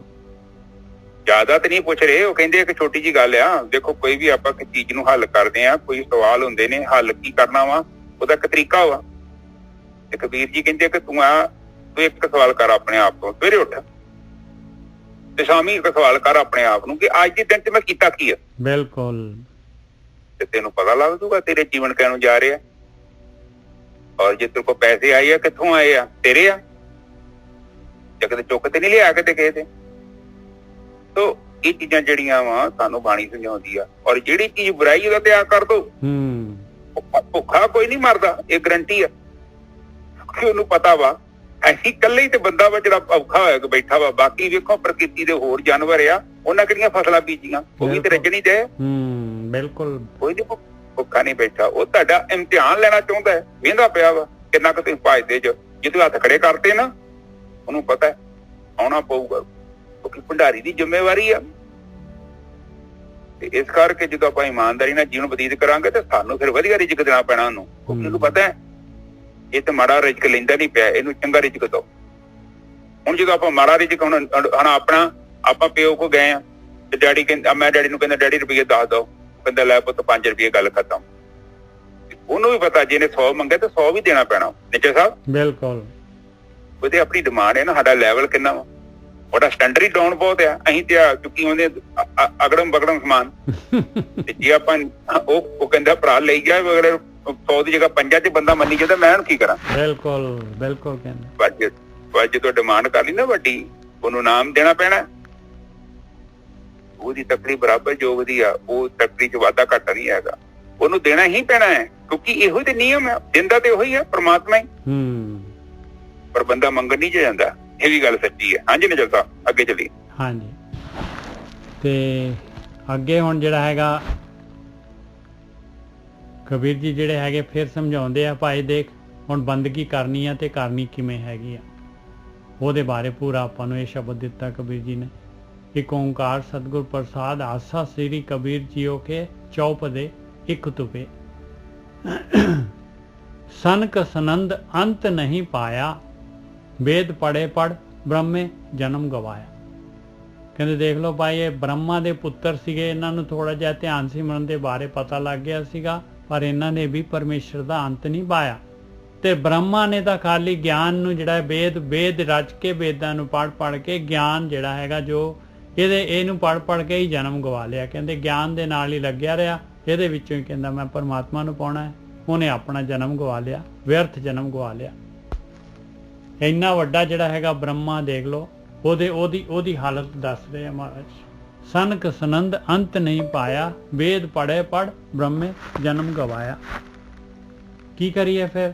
ਹਰ ਕਾ ਬਿਲੋਵਨਾ ਬਿਲੋਵੋ ਮੇਰੇ ਭਾਈ, ਸਹਿਜ ਬਿਲੋਵੋ ਜੈਸੇ ਤਤ ਨਾ ਜਾਈ ਰਹਾਓ। ਕਹਿੰਦੇ ਭਾਈ ਦੇਖ, ਤੈਨੂੰ ਇੱਕ ਜਿਹੜਾ ਨਾ ਦੁੱਧ ਰਿੜਕਣਾ ਪੈਣਾ ਹੈ, ਰਿੜਕਾ ਮਾਰਨਾ ਪੈਣਾ ਹੈ, ਬੁਲਾਉਣਾ ਪੈਣਾ ਹੈ ਬਾਰ-ਬਾਰ। ਜਿਹੜਾ ਹੈਗਾ ਜਿਵੇਂ ਜਿਹੜਾ ਹੈ ਰੱਸੀ ਬੁਲਾਉਨੇ ਆਪਾਂ ਕਿਸੇ ਚੀਜ਼ ਨੂੰ, ਮਧਾਣੀ ਚੱਲਦੀ ਆ, ਇੱਕ ਹੱਥ ਅੱਗੇ ਜਾਂਦਾ ਪਿੱਛੇ ਜਾਂਦਾ, ਬਾਰ-ਬਾਰ ਇੱਕੋ ਹੀ ਕਿਰਿਆ ਬਾਰ-ਬਾਰ ਕਰਨੀ ਪੈਂਦੀ ਹੈ। ਕਹਿੰਦੇ ਭਾਈ ਇਸ ਤਰੀਕੇ ਦੇ ਨਾਲ ਤੈਨੂੰ ਦੁੱਧ ਰਿੜਕਣਾ ਪੈਣਾ ਹੈ, ਜਿਵੇਂ ਦੁੱਧ ਰਿੜਕਦੇ ਆ ਉਵੇਂ ਦੇ ਆ, ਤੈਨੂੰ ਪਰਮੇਸ਼ਰ ਦਾ ਬਿਲੋਵਨਾ ਬੁਲਾਉਣਾ ਪੈਣਾ ਹੈ। ਇਹ ਅੰਮ੍ਰਿਤ ਆਏਗਾ ਇਹਦੇ ਵਿੱਚੋਂ, ਇਹ ਤੈਨੂੰ ਜਿਹੜਾ ਹੈਗਾ ਇਹ ਜਿਹੜੀ ਹੈਗੀ ਇਹ ਬਿਲੋਵਨਾ ਬੁਲਾਉਣਾ ਪੈਣਾ ਹੈ ਤੈਨੂੰ। ਸਹਿਜ ਬਿਲੋਵੋ ਜੈਸੇ ਤਤ ਨਾ ਜਾਈ, ਕਹਿੰਦੇ ਸਹਿਜ ਦੇ ਵਿੱਚ ਬੁਲਾਉਣਾ ਪੈਣਾ ਹੈ, ਸਹਿਜ ਅਵਸਥਾ ਦੇ ਨਾਲ ਜਿਹੜਾ ਹੈਗਾ, ਨਹੀਂ ਤਾਂ ਤਤ ਵਸਤੂ ਜਿਹੜੀ ਹੈਗੀ ਉਹ ਆਏਗੀ ਨਹੀਂ, ਚਲੇ ਜਾਏਗੀ। ਹੁਣ ਸਹਿਜ ਇਹ ਤਤ ਵਸਤੂ ਕਿਵੇਂ? ਕਿਉਂਕਿ ਅਸੀਂ ਮੱਝਾਂ ਰੱਖੀਆਂ ਆ, ਮੇਰੇ ਮਤਲਬ ਜਿਹੜੇ ਹੈਗੇ ਗਵਾਲੀਅਰ ਮੈਂ ਹੁੰਦਾ ਸੀਗਾ, ਉੱਥੇ ਮੱਝਾਂ ਸੀਗੀਆਂ ਤੇ ਚਾਟੀ 'ਚ ਦੁੱਧ ਰਿੜਕ ਦੇਣਾ, ਮੇਰਾ ਸੀਗਾ ਮਲਾਈ ਮਲੂਈ ਖਾ ਜਾਣੀ, ਤੇ ਮਾਂ ਨੇ ਫਿਰ ਜਿਹੜਾ ਹੈਗਾ ਪੱਠੇ ਕੁੱਤਣ ਤੇ ਵੀ ਲਾਉਣਾ ਤੇ ਦੁੱਧ ਰਿੜਕਣ ਵਾਸਤੇ ਵੀ ਸਵੇਰੇ ਕਹਿਣਾ ਵੀ ਚੱਲ ਮਾਰ, ਤੇ ਮੈਂ ਜਿਹੜਾ ਲੱਗਣਾ ਜ਼ੋਰ ਦੀ ਸਰਾਟੇ ਜੇ ਮਾਰ ਕੇ, ਤੇ ਵਿੱਚੇ ਹੀ ਉਹਨੇ ਮਾਂ ਨੇ ਗਾਲਾਂ ਕੱਢਣੀਆਂ, ਕਹਿਣਾ ਘੋਲਤਾ ਜਾ ਲਿਆ ਹੁਣ ਉੱਥੋਂ ਬਰਫ਼ ਲੈ ਕੇ ਆ।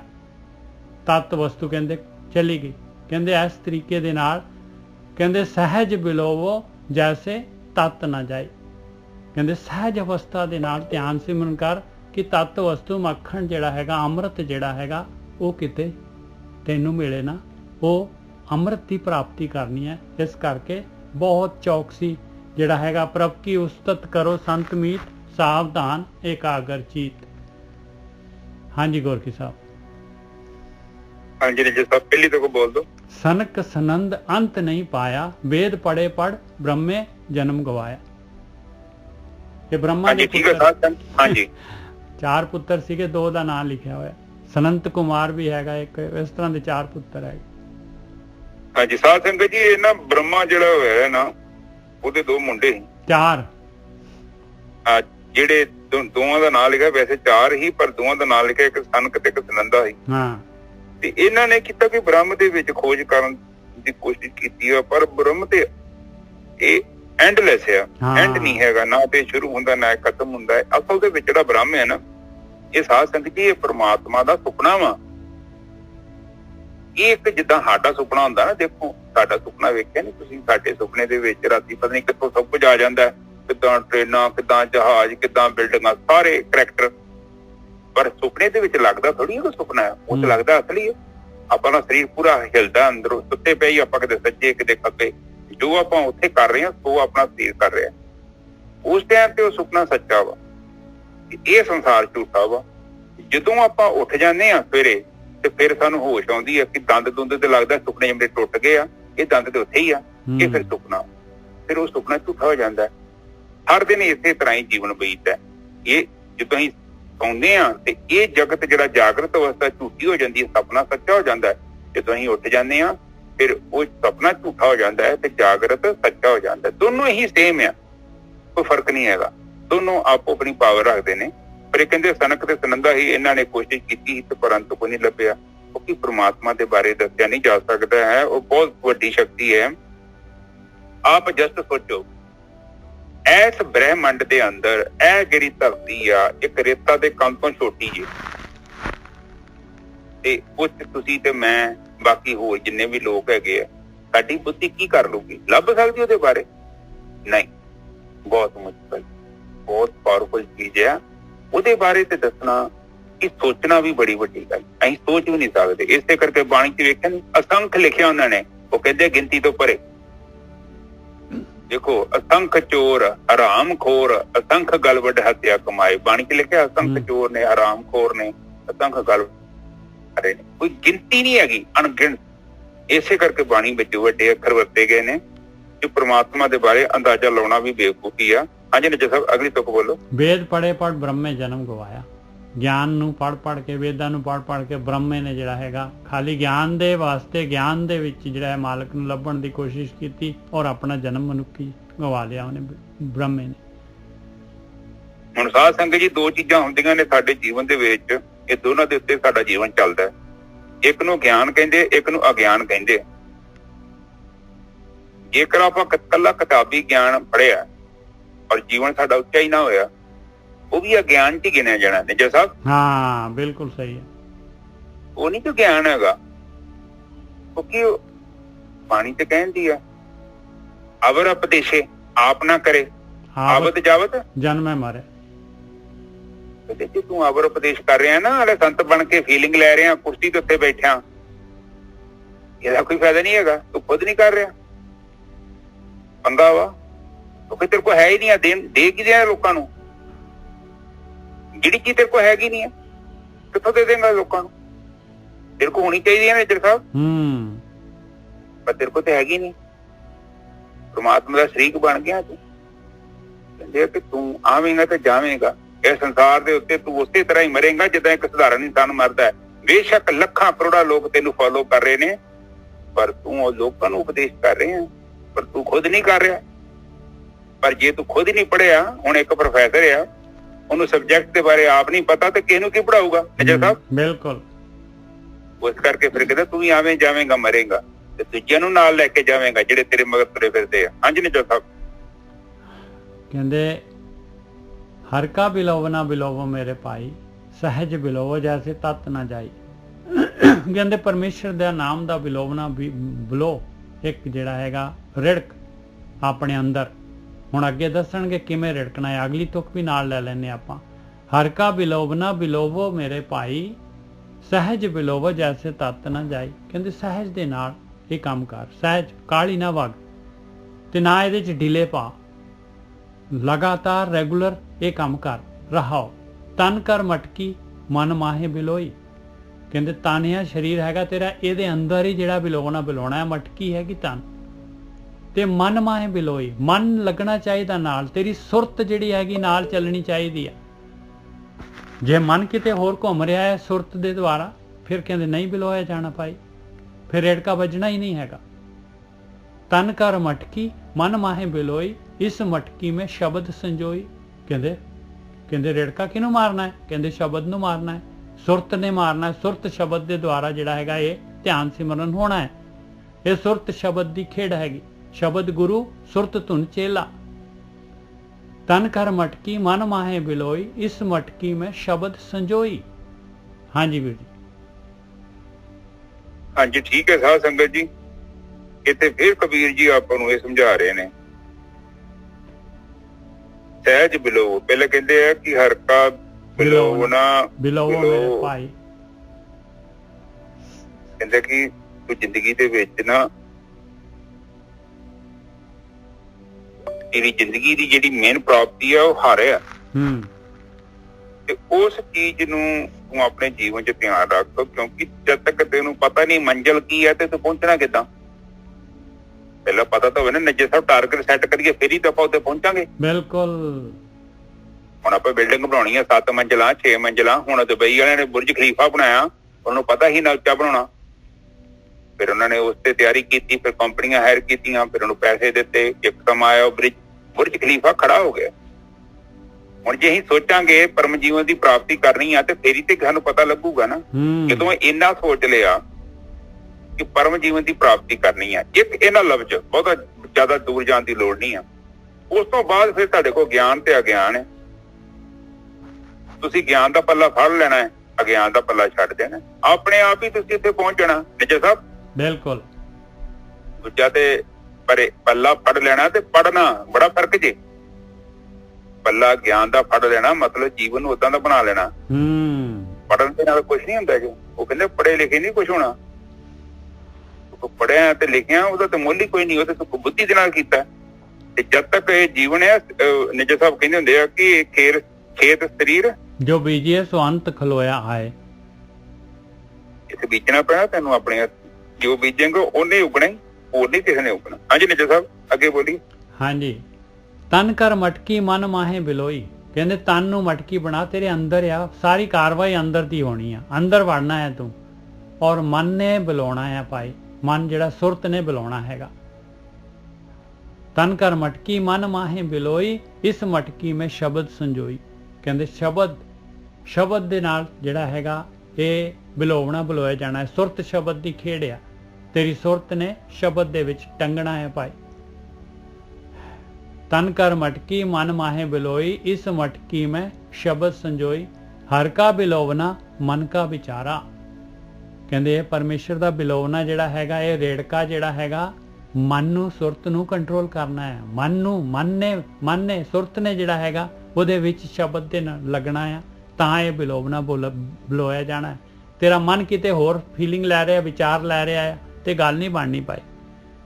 ਹਰ ਕਾ ਬਿਲੋਵਨਾ ਮਨ ਕਾ ਵਿਚਾਰਾ, ਗੁਰ ਪ੍ਰਸਾਦ ਪਾਵੇ ਅੰਮ੍ਰਿਤ ਧਾਰਾ। ਆਇਆ ਭਾਈ ਗੁਰੂ ਦਾ ਜਿਹੜਾ ਹੈਗਾ ਹੁਕਮ, ਗੁਰੂ ਦਾ ਗਿਆਨ, ਤੇ ਜਿਹੜਾ ਇਹ ਕਾਰਵਾਈ ਕਰੂਗਾ ਉਹਨੂੰ ਫਿਰ ਗੁਰੂ ਦਾ ਪ੍ਰਸਾਦ ਮਿਲੇਗਾ। ਫਿਰ ਅੰਮ੍ਰਿਤ ਦੀ ਧਾਰਾ ਅੰਦਰੋਂ ਚਾਲੂ ਹੋ ਜਾਏਗੀ। ਇਹ ਬਿਲੋਵਨੇ ਦੇ ਨਾਲ ਹੀ ਜਿਹੜਾ ਹੈਗਾ, ਕਿਉਂਕਿ ਜਦ ਸੁਰਤ ਜਿਹੜੀ ਸ਼ਬਦ ਦੇ ਵਿੱਚ ਟੰਗ ਗਈ ਆ ਔਰ ਅੰਦਰ ਹੈਗੇ ਆਪਣੀ, ਤੇ ਬਾਹਰਲੇ ਵਿਚਾਰ ਕਿਸ ਤਰ੍ਹਾਂ ਆਉਣਗੇ ਉਹਨੂੰ? ਕਾਮ ਕ੍ਰੋਧ ਲੋਭ ਮੋਹ ਹੰਕਾਰ ਕਿਸ ਤਰ੍ਹਾਂ ਇਹ ਤੰਗ ਕਰਨਗੇ? ਇਹ ਪੱਥਰ ਹਟ ਜਾਣਗੇ ਆਟੋਮੈਟਿਕਲੀ। ਗੁਰ ਪ੍ਰਸਾਦ ਪਾਵੈ ਅੰਮ੍ਰਿਤ ਧਾਰਾ। ਇਸ ਤਰੀਕੇ ਦੇ ਨਾਲ ਜਿਹੜੀ ਹੈਗੀ ਅੰਮ੍ਰਿਤ ਜਿਹੜਾ ਹੈਗਾ, ਅੰਮ੍ਰਿਤ ਦਾ ਝਰਨਾ ਧਾਰ ਜਿਹੜੀ ਹੈਗੀ ਅੰਦਰ ਪ੍ਰਗਟ ਹੋ ਜਾਂਦੀ। ਹਾਂਜੀ ਵੀਰ ਜੀ।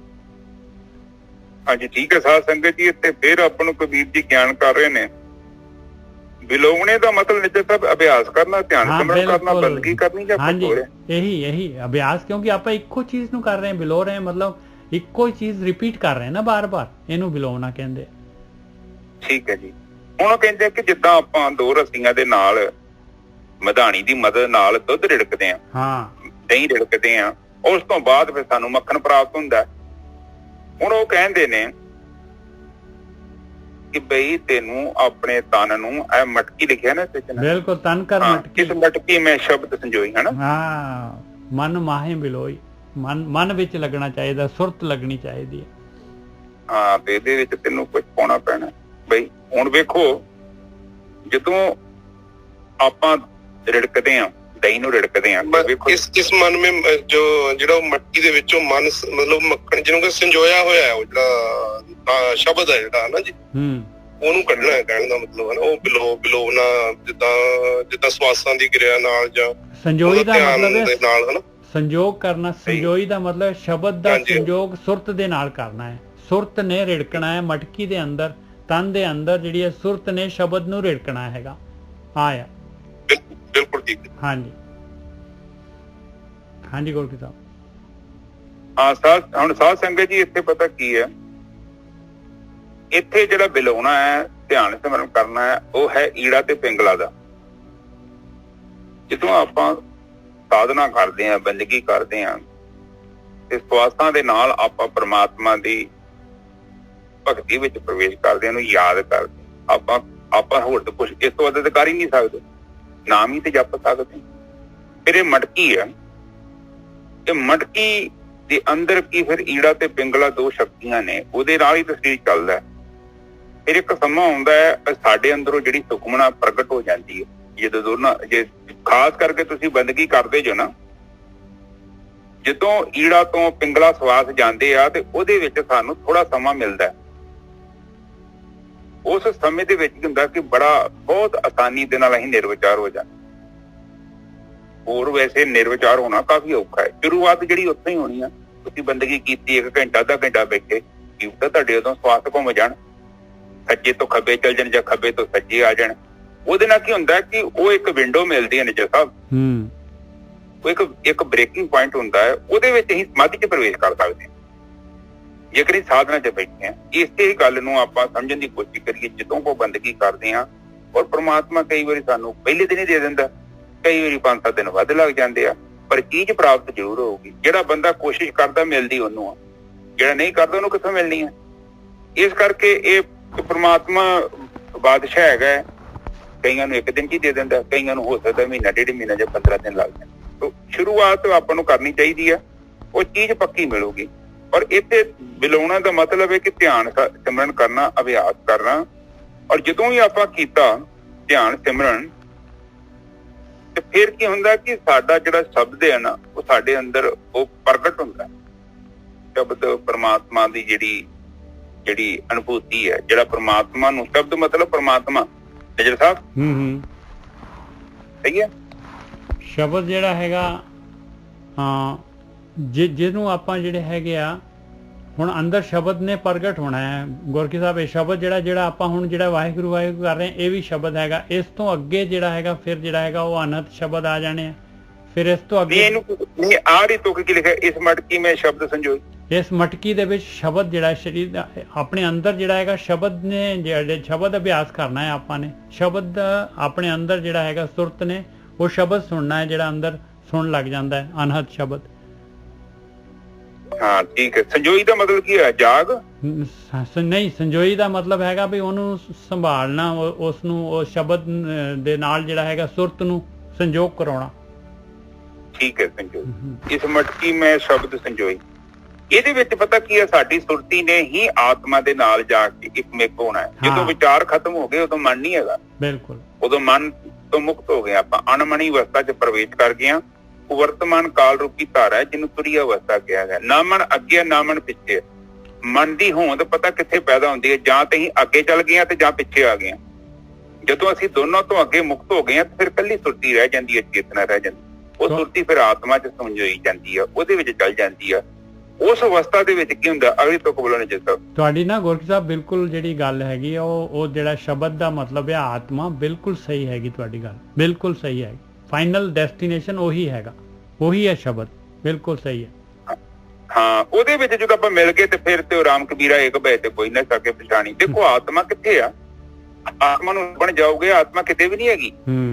ਪਰ ਜਦੋਂ ਵਿਚਾਰ ਨਹੀਂ ਹੈਗੇ ਤਾਂ ਤੁਸੀਂ ਆਤਮਾ ਨੂੰ ਤੇ ਅਨੁਭਵ ਕਰ ਰਹੇ ਜੋ। ਉੱਥੇ ਲਿਖਿਆ ਨਹੀਂ ਕੱਲ, ਨਾ ਉੱਥੇ ਸੱਤ ਯੁੱਗ ਹੈ, ਨਾ ਕਲ ਯੁੱਗ ਆ, ਨਾ ਉੱਥੇ ਦੁਆਪਰ ਹੈ, ਨਾ ਤ੍ਰੇਤਾ ਵਾ, ਕੋਈ ਯੁੱਗ ਨਹੀਂ ਹੈਗਾ। ਨਾ ਉੱਥੇ ਰਜੋ ਆ, ਨਾ ਤਮੋ, ਨਾ ਸਤੋ। ਉੱਥੇ ਇੱਕ ਆਤਮਾ ਹੀ ਆ। ਕਿਉਂਕਿ ਉਹ ਤੱਤ ਦੇਖੋ, ਬਾਣੀ ਜੀ ਕਿਹਾ ਅਚਲ ਮੂਰਤ।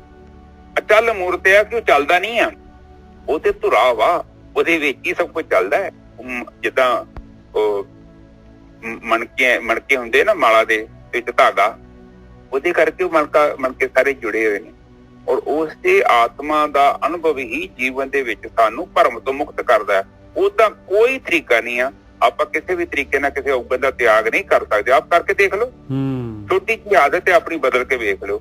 ਪਰ ਤੁਸੀਂ ਬੰਦਗੀ ਕੀਤੀ 1.5-2 ਮਹੀਨੇ, ਤੁਸੀਂ ਭੈੜੇ ਤੋਂ ਭੈੜਾ ਜਿਹੜਾ ਉਗਣਿਆ ਤੁਸੀਂ ਉਹਦਾ ਤਿਆਗ ਕਰ ਸਕਦੇ। ਕਿੱਥੋਂ ਸ਼ਕਤੀ ਆਈ? ਆਤਮਾ ਚੋਂ ਮਿਲੀ, ਕਿਉਂਕਿ ਆਤਮਾ ਪਾਰਸ ਹੈ। ਹੁਣ ਆਤਮਾ ਦੀ ਛੋਹ ਪ੍ਰਾਪਤ ਹੁੰਦੀ ਹੈ ਤੇ ਸਾਡੇ ਅੰਦਰ ਸ਼ਕਤੀ ਆਉਂਦੀ ਆ ਤੇ ਫਿਰ ਅਸੀਂ ਔਗਣਾਂ ਦਾ ਤਿਆਗ ਕਰ ਸਕਦੇ ਹਾਂ। ਓਦਾਂ ਔਗਣਾਂ ਦਾ ਤਿਆਗ ਨਹੀਂ ਜੇ ਕੀਤਾ ਜਾ ਸਕਦਾ ਕਿਸੇ ਵੀ ਤਰੀਕੇ ਨਾਲ। ਹਾਂਜੀ ਨਿਜਰ ਸਾਹਿਬ, ਹਰ ਕਾ ਵਿਲੋਵਨਾ ਮਨ ਕਾ ਵਿਚਾਰਾ।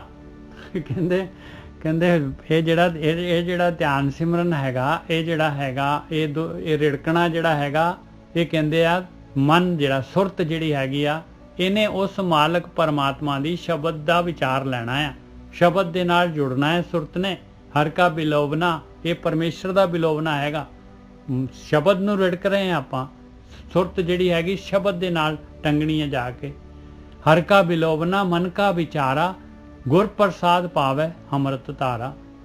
ਆਇਆ ਭਾਈ ਗੁਰੂ ਦਾ ਪ੍ਰਸਾਦ, ਪਹਿਲਾਂ ਆਪਾਂ ਨੇ ਗੁਰੂ ਦੀ ਮੱਤ ਲਈ, ਉਹਦੇ ਅਨੁਸਾਰ ਜਿਹੜਾ ਹੈਗਾ ਆਪਾਂ ਨੇ ਜਿਹੜਾ ਹੈਗਾ ਉਸ ਨੂੰ ਆਪਾਂ ਪ੍ਰੈਕਟੀਕਲ ਕੀਤਾ ਤੇ ਗਿਆਨ ਦੇ ਅਨੁਸਾਰ ਜੋ ਥਿਉਰੀ ਸੀਗੀ ਉਹਨੂੰ ਆਪਾਂ ਇੰਪਲੀਮੈਂਟ ਕੀਤਾ ਪ੍ਰੈਕਟੀਕਲ ਦੇ ਵਿੱਚ, ਤੇ ਉਸ ਤੋਂ ਅੱਗੇ ਜਿਹੜਾ ਹੈਗਾ ਆਪਾਂ ਨੂੰ ਜਿਹੜੀ ਸਫਲਤਾ ਆ ਗਈ, ਉਹ ਅੰਮ੍ਰਿਤ ਆ ਗਿਆ। ਹਾਂਜੀ ਵੀਰ ਜੀ, ਬਿਲਕੁਲ ਠੀਕ ਹੈ ਜੀ। ਜਦੋਂ ਆਪਾਂ ਪਰਮਾਤਮਾ ਦੇ ਵਿੱਚ ਆਪਣਾ ਧਿਆਨ ਇਕਾਗਰ ਕੀਤਾ, ਉਹਦੀ ਬੰਦਗੀ ਕੀਤੀ ਤੇ ਮਨ ਨੇ ਉਹਦੇ ਚ ਪ੍ਰਵੇਸ਼ ਕਰ ਜਾਣਾ। ਪਰ ਜਦੋਂ ਮਨ ਉੱਤੇ ਪ੍ਰਵੇਸ਼ ਕਰ ਗਿਆ ਤੇ ਗੱਲ ਖਤਮ ਹੋ ਗਈ। ਜੋਤੀ ਜੋਤ ਰਲੀ, ਸੰਪੂਰਨ ਕੀਆਂ ਰਾਮ। ਇਹ ਜਿਹੜਾ ਹੈਗਾ ਬਿਲਕੁਲ ਮਨ ਜਿਹੜਾ ਸੁਰਤੀ ਤਾਂ ਹੈਗੀ ਆ, ਸੁਰਤੀ ਹੈਗੀ ਆ, ਮਨ ਸੁਰਤ ਨਹੀਂ ਪ੍ਰਵੇਸ਼ ਕਰਨਾ। ਹਾਂ, ਉਹ ਤੁਹਾਡਾ ਵਿਚਾਰ ਹੀ ਤੇ ਹੈਗਾ ਧਿਆਨ। ਜਦੋਂ ਧਿਆਨ ਇਕਾਗਰ ਹੋ ਗਿਆ, ਧਿਆਨ ਇਕਾਗਰ ਹੋ ਗਿਆ ਤੇ ਮਨ ਤੇ ਉੱਥੇ ਹੈਗਾ ਹੀ ਨਹੀਂ ਫਿਰ। ਹਾਂ ਬਿਲਕੁਲ, ਤੁਹਾਡਾ ਧਿਆਨ ਭਟਕ ਗਿਆ ਤੇ ਬਸ ਉੱਥੇ ਮਨ ਪ੍ਰਗਟ ਹੋ ਜਾਣਾ। ਮਨ ਕੀ ਹੈ? ਧਿਆਨ ਦਾ ਭਟਕ ਜਾਣਾ। ਮਨ ਕੁਛ ਵੀ ਨਹੀਂ ਆ। ਸਾਡਾ ਧਿਆਨ ਹੀ ਤੇ ਭਟਕਿਆ ਪਿਆ, ਹੋਰ ਕੀ ਹੈ? ਅਸੀਂ ਹੋਸ਼ ਚ ਨਹੀਂ ਹੈਗੇ। ਹਾਂਜੀ ਨਿੱਜਰ ਸਾਹਿਬ, ਜਿੱਥੇ ਧਿਆਨ ਭਟਕ ਗਿਆ ਉੱਥੇ ਵਿਚਾਰ ਪੈਦਾ ਹੋ ਗਿਆ। ਹਾਂ, ਉਹ ਤਾਂ ਵਿਚਾਰ ਹੈ ਹੀ ਨਹੀਂ। ਵਿਚਾਰ ਕਿੱਥੇ ਹੈ? ਵਿਚਾਰ ਦਾ ਮਤਲਬ ਹੀ ਅਸੀਂ ਭਟਕ ਗਏ ਆ। ਅਸੀਂ ਬੇਹੋਸ਼ ਆ, ਸੁੱਤੇ ਆ। ਤਾਈਓ ਤੇ ਗੁਰਬਾਣੀ ਚ ਕਹਿੰਦੇ ਨੇ, ਜੋ ਦਿਸੇ ਸੋ ਸੋ ਰੋਗੀ। ਬਿਲਕੁਲ, ਕਿਉਂ ਰੋਗੀ ਆ? ਕਿਉਂਕਿ ਤੂੰ ਸੁੱਤਾ ਤਾਂ ਹੈਗਾ ਵਾ, ਤੈਨੂੰ ਪਤਾ ਹੀ ਨਹੀਂ ਤੂੰ ਕੀ ਕਰ ਰਿਹਾ। ਤੂੰ ਇੱਥੇ ਤੁਰਿਆ ਫਿਰਦਾ ਵਾ, ਪਰ ਤੇਰਾ ਮਨ ਤੇ ਕੁਝ ਹੋਰ ਤੁਰਿਆ ਫਿਰਦਾ। ਤੂੰ ਗੁਰਦੁਆਰੇ ਗਿਆ, ਮਨ ਤੇਰਾ ਘਰੇ ਆ। ਤੂੰ ਘਰੇ ਆ ਗਿਆ, ਮਨ ਤੇਰਾ ਦੁਕਾਨ 'ਚ ਬੈਠਾ। ਮਨ ਤੇ ਤੇਰੇ ਨਾਲ ਹੈ ਹੀ ਨਹੀਂ। ਬਿਲਕੁਲ, ਮਨ ਕਿਤੋਂ ਤੇਰੇ ਨਾਲ ਹੈਗਾ, ਫਿਰ ਮਨ ਤੇ ਹੈਗਾ ਹੀ ਨਹੀਂ ਨਿੱਜਰ ਸਾਹਿਬ। ਉੱਥੇ ਕਿਤੇ ਵਰਤਮਾਨ ਕਾਲ ਰੂਪੀ ਧਾਰਾ 'ਚ ਮਨ ਥੋੜੀ ਹੁੰਦਾ। ਉੱਥੇ ਵਿਚਾਰ ਹੀ ਨਹੀਂ ਹੈਗੇ, ਮਨ ਕਿੱਥੋਂ ਆ ਜਾਊਗਾ?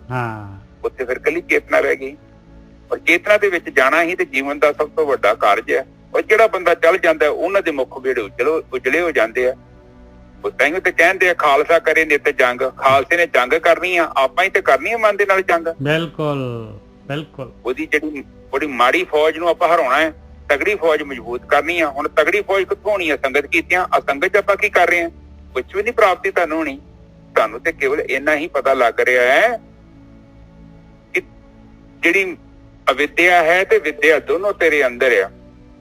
ਤੂੰ ਸਪੋਰਟ ਪਤਾ ਕਿਹਦੀ ਕਰਨੀ ਆ? ਕਿਉਂਕਿ ਫੈਸਲਾ ਤੇਰਾ ਹੈ। ਇੱਕ ਚੀਜ਼ ਨੂੰ ਸਾਧ ਸੰਗਤ ਜੀ ਗੱਲ ਯਾਦ ਰੱਖਣੀ, ਤੁਹਾਡਾ ਜਿਹੜਾ ਮਨ ਆ ਨਾ, ਉਹ ਤੁਹਾਨੂੰ ਵਿਚਾਰ ਦਿੰਦਾ ਵਾ, ਬੁੱਧੀ ਉਹਨੂੰ ਸਪੋਰਟ ਕਰਦੀ ਆ। ਆਖਰ ਦੇ ਵਿੱਚ ਫੈਸਲਾ ਤੁਹਾਡਾ ਜੀ ਨਿੱਜਰ ਸਾਹਿਬ, ਤੇ ਤੁਸੀਂ ਕੰਮ ਕਰਨਾ ਕਿ ਨਹੀਂ ਕਰਨਾ। ਪਰ ਜਦੋਂ ਤੁਸੀਂ ਕਰ ਲਿਆ, ਇਹਨੂੰ ਮਿਟਿਆ ਨਹੀਂ ਜਾ ਸਕਦਾ। ਪੱਕਾ ਲਿਖਿਆ ਗਿਆ, ਪੱਥਰ ਤੇ ਲਕੀਰ ਵੀ ਮਿਟ ਜੂਗੀ, ਪਰ ਇਹ ਕਰਮ ਨਹੀਂ ਕੀਤਾ ਮਿਟਣਾ। ਅਨੰਤ ਜਨਮਾਂ ਦੀ ਸਿਲਸਿਲਾ ਹੈਗਾ। ਇਸੇ ਤਰ੍ਹਾਂ ਪ੍ਰਕਿਰਤੀ ਜਿਹੜੇ ਸਾਡੇ ਕਰਮ ਇਹਨਾਂ ਨੂੰ ਇਕੱਠੇ ਲਿਖੀ ਜਾਂਦੀ ਹੈ। ਸੰਸਕਾਰ ਕੀ ਹੁੰਦੇ ਆ? ਕਾਰਨ ਸਰੀਰ ਦੇ ਵਿੱਚ ਹੈ ਕਿ ਸੰਸਕਾਰ ਹੀ ਤੇ ਪਿਆ, ਸਾਡਾ ਬਾਇਓਡਾਟਾ ਪਿਆ। ਜੋ ਅਸੀਂ ਕੰਮ ਕਰਦੇ ਹਾਂ ਤੇ ਉਹ ਸਾਡੀਆਂ ਉੱਥੇ ਚੜੀ ਜਾਂਦੀਆਂ, ਉੱਥੇ ਫਾਈਲਾਂ ਅਪਲੋਡ ਹੋਈ ਜਾਂਦੀਆਂ ਨੇ। ਔਰ ਪ੍ਰਕਿਰਤੀ ਤੇ ਲੰਮੇ ਚੌੜੇ ਹਿਸਾਬ ਲੈ ਕੇ ਬੈਠੀ। ਇਹਨੂੰ ਕੋਈ ਕਾਹਲੀ ਥੋੜੀ ਆ ਕਿ ਬੰਦੇ ਨੂੰ ਅਸੀਂ ਤਾਂ ਸੋਚਦੇ ਕਿ ਹੁਣੇ ਇਹਨੂੰ ਸਜ਼ਾ ਦੇ ਦਿਓ। ਪ੍ਰਕਿਰਤੀ ਇਸ ਚੱਕਰਾਂ 'ਚ ਨਹੀਂ ਪੈਂਦੀ। ਪਤਾ ਹੀ ਨਹੀਂ ਕਿੰਨਾ ਸਮਾਂ ਲਗਾ ਸਕਦੀ। ਪ੍ਰਕਿਰਤੀ ਕੋਲ ਬਹੁਤ ਟਾਈਮ ਹੈਗਾ, ਕਿਉਂਕਿ ਪ੍ਰਕਿਰਤੀ ਖੁਦ ਹੀ ਬੜੀ ਲੰਬੀ ਚੌੜੀ ਆ। ਅਰਬਾਂ ਖਰਬਾਂ ਪਤਾ ਨਹੀਂ ਕਿੰਨੇ ਕੁ ਯੁੱਗ ਹੋ ਜਾਂਦੇ ਆ ਤੇ ਉਹਨੂੰ ਪਰਵਾਹ ਕੋਈ ਨਹੀਂ। ਏਦਾਂ ਹੀ ਪ੍ਰਕਿਰਤੀ ਚੱਲੀ ਜਾਂਦੀ ਆ। ਆ ਧਰਤੀਆਂ ਵੇਖੋ ਕਿੰਨੀਆਂ ਵਿਸ਼ਾਲ ਬਣਾਈਆਂ ਨੇ। ਇਹਨਾਂ ਦੀ ਉਮਰ ਥੋੜੀ ਛੋਟੀ ਮੋਟੀ ਆ। ਕੋਈ ਬਲਬ ਥੋੜੀ ਆ ਘਰ ਦਾ ਜਿਹੜਾ ਸੂਰਜ ਕੱਲ ਨੂੰ ਬੁੱਝ ਜੂਗਾ। ਪਤਾ ਹੀ ਨਹੀਂ ਕਿੰਨੀ ਕੁ ਉਮਰ ਆ, ਕਿੰਨੇ ਸਾਲ, ਕਰੋੜਾਂ ਸਾਲ ਤੱਕ ਏਦਾਂ ਹੀ ਬਲਦੇ ਰਹਿਣਾ। ਏਦਾਂ ਦਾ ਸਿਸਟਮ, ਬਹੁਤ ਵੱਡੇ ਸਿਸਟਮ ਕੀਤੇ ਹੋਏ ਨੇ। ਹਾਂਜੀ ਨਿੱਜਰ ਸਾਹਿਬ, ਬਹੁਤ ਵਧੀਆ ਗੁਰ ਕਿਤਾਬ। ਲੋਕੀ ਤਾਂ ਸਮਝਦੇ ਆ ਵੀ ਦੇਖੋ ਜੀ ਇਹ ਇੰਨੇ ਪਾਪ ਕਰ ਰਿਹਾ, ਇਹਦੀ ਗੁੱਡੀ ਚੜ ਰਹੀ ਆ। ਪਤਾ ਨਹੀਂ ਕਹਾਂ, ਪਤਾ ਮਾਲਕ ਨੇ ਕਦੋਂ ਭੁਗਤਾਨ ਕਰਨਾ। ਨਿੱਜਰ ਸਾਹਿਬ, ਉਹ ਤੇ ਪ੍ਰਮਾਤਮਾ ਦੇ ਘਰੋਂ ਕੱਢੇ ਹੋਏ ਲੋਕ ਨੇ। ਆਪ ਜਸਟ ਸੋਚੋ, ਜਿਹੜੀ ਚੀਜ਼ ਮੇਰੀ ਨਹੀਂ ਆ ਕੀ ਉਹ ਮੈਨੂੰ ਸੁੱਖ ਦਊਗੀ? ਦੱਸੋ ਨਾ, ਉਹਦੇ ਕਿਤੇ ਸੁੱਖ ਦੇਣਾ? ਉਹ ਤਾਂ ਮਾੜੀ ਚੀਜ਼, ਬਹੁਤ ਮਾੜੀ ਚੀਜ਼। ਪ੍ਰਮਾਤਮਾ ਮੈਂ ਕਹਿੰਦਾ ਕਿ ਸਾਨੂੰ ਆਪਣਾ ਰਿਜ਼ਕ ਦੇਵੇ, ਅਸੀਂ ਆਪਣੀ ਮਿਹਨਤ ਕਰਕੇ ਥੋੜੀ ਖਾ ਲਈਏ। ਆ ਕਬੀਰ ਜੀ ਇਹਨਾਂ ਕੋ ਨਹੀਂ ਪੈਸੇ ਆਉਂਦੇ ਸੀ, ਇਹਨਾਂ ਨੂੰ ਕੀ ਲੋੜ ਪਈ ਸੂਤ ਕੱਤਣ ਦੀ? ਉਦੋਂ ਵੀ ਬਥੇਰੇ ਰਾਜੇ ਹੈਗੇ ਸੀ, ਠੀਕ ਹੈ ਨਾ? ਬਿਲਕੁਲ। ਰਵਿਦਾਸ ਨੇ, ਉਹਨਾਂ ਨੂੰ ਕੀ ਲੋੜ ਪਈ ਜੁੱਤੀਆਂ ਕੱਢਣ ਦੀ? ਉਹ ਕਹਿੰਦੇ ਵੀ ਕਿਸੇ ਭਗਤ ਨੂੰ ਲਿਆਓ ਵੀ ਤੇ ਮਹਿਲ ਪਾ ਦੋ ਮੇਰੇ ਲਈ। ਨਾ, ਕੀ ਲੋੜ ਪਈ ਲੋਕਾਂ ਦੇ ਪੈਸੇ ਦੀ? ਉਹ ਲੈਂਦੇ ਤੁਹਾਡੇ ਪੈਸਾ ਨਾ, ਉਹਨਾਂ ਤੁਹਾਡਾ ਪੈਸਾ ਸਿਰ ਚ ਮਾਰਨਾ। ਨਿਜਰ ਸਾਹਿਬ ਬਿਲਕੁਲ ਸਹੀ ਗੱਲ ਹੈ ਜੀ। ਉਹ ਤਾਂ ਬਾਦਸ਼ਾਹ ਠੱਗ ਲੋਕ ਲੈਂਦੇ, ਉਹ ਆਪਣਾ ਦੇ ਦੇਣਗੇ ਤੁਹਾਨੂੰ। ਹਾਂ, ਕੋਈ ਲੋੜ ਨਹੀਂ, ਕੀ ਕਰਨਾ ਪੈਸਾ ਤੁਹਾਡਾ।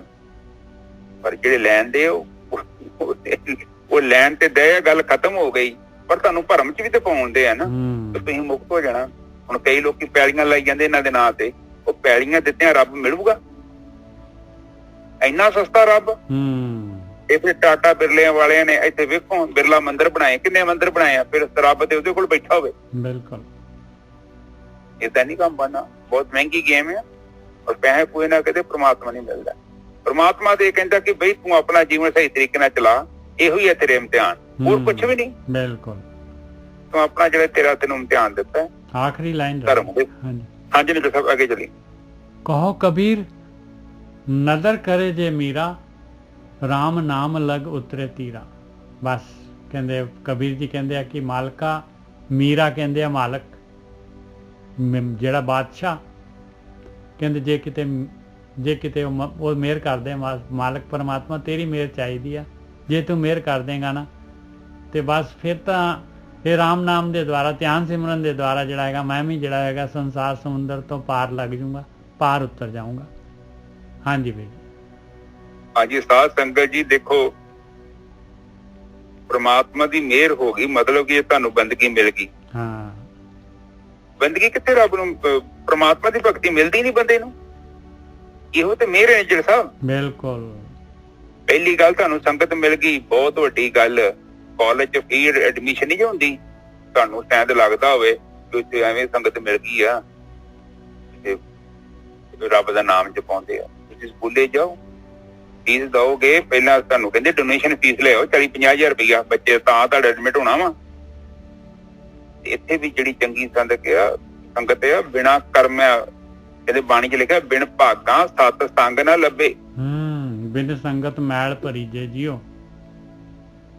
ਹਾਂ, ਤੇ ਫਿਰ ਸੰਗਤ ਤੋਂ ਬਿਨਾਂ ਮੈਲ ਨਹੀਂ ਉਤਰਨੀ। ਬਿਲਕੁਲ, ਭਰਦੀ ਆ ਹੋਰ। ਹਾਂ, ਉਹ ਤੇ ਤੁਸੀਂ ਕਿਉਂਕਿ ਸਾਰਾ ਦਿਨ 24 ਘੰਟੇ ਜਿੱਥੇ ਰਹਿਣਾ, ਸ਼ਾਮੀ ਆਪਾਂ ਸੰਗਤ ਕਰਦੇ ਆ ਤੇ ਅੰਦਰ ਵਿਵੇਕ ਆਉਂਦਾ ਹੈ, ਸਾਡੇ ਅੰਦਰ ਚੇਤਨਾ ਜਾਗਦੀ ਹੈ, ਪਰ ਪਤਾ ਲੱਗਦਾ ਹੈ ਕਿ ਜੀਵਨ ਦੇ ਵਿੱਚ ਮੈਂ ਕੁਝ ਹੋਰ ਵੀ ਕਰਨਾ। ਪਰ ਫਿਰ ਵੀ ਤੁਸੀਂ ਜਾਗ ਜਾਓ ਤੇ ਬੜੀ ਵੱਡੀ ਗੱਲ ਆ। ਪਰ ਜਾਗਣਾ ਬੜਾ ਔਖਾ ਜੇ। ਬਾਣੀ ਚ ਵੀ ਕਹਿਤਾ ਵਾ, ਕਹਿੰਦੇ ਆਖਣਾ ਔਖਾ ਸਾਚਾ ਨਾਮ, ਬਹੁਤ ਔਖਾ। ਆਸਾਨ ਨਹੀਂ ਕਹਿੰਦੇ ਅਸੀਂ ਕਿ ਬੜਾ ਸੌਖਾ ਵਾ, ਤੂੰ ਰੱਬ ਦਾ ਨਾਂ ਲੈਣਾ ਸ਼ੁਰੂ ਕਰਤਾ ਤੇ 7 ਉਂਗਲਾਂ 5 ਉਂਗਲਾਂ ਘਿਓ ਚ ਤੇ ਸਿਰ ਕੜਾਹੀ ਚ ਹੋ ਜਾਊਗਾ, ਬੜਾ ਔਖਾ ਕਹਿੰਦੇ। ਪਰ ਫਿਰ ਵੀ ਜਪ ਲਈ। ਅਸੀਂ ਆਸਾਨ ਨਹੀਂ ਕਹਿੰਦੇ, ਤੈਨੂੰ ਬਹੁਤ ਔਖਾ। ਉਹ ਕਹਿਣ ਦਿੰਦੇ ਕਬੀਰ ਜੀ ਔਖੀ ਪਹਾੜੀ ਆ, ਮੈਂ ਤੇ ਆਪ ਇਕੱਲਾ ਚੜ੍ਹਨਿਆ ਉੱਥੇ। ਇਹਦਾ ਮਤਲਬ ਕਬੀਰ ਜੀ ਇਹ ਵੀ ਕਹਿ ਸਕਦੇ ਕਿ ਮੇਰੇ ਨਾਲ 10-12 ਬੰਦੇ ਹੋਰ ਵੀ ਹੈਗੇ ਆ। ਕਬੀਰ ਜੀ ਕਹਿੰਦੇ ਆਓ ਗੱਡ ਘਾਟੀ ਰਾਮ ਕੀ ਤੈ ਚੜ ਰਹੇ ਹੋ ਕਬੀਰ। ਬਿਲਕੁਲ, ਧਰਮ ਦੀ ਘਾਟੀ ਹੋ, ਧਰਮ ਦੀ ਗੱਲ ਕਰਦੇ ਹੋ, ਗਲਤ ਛੱਡ ਕੇ ਸਹੀ ਵੱਲ ਚੱਲਣਾ।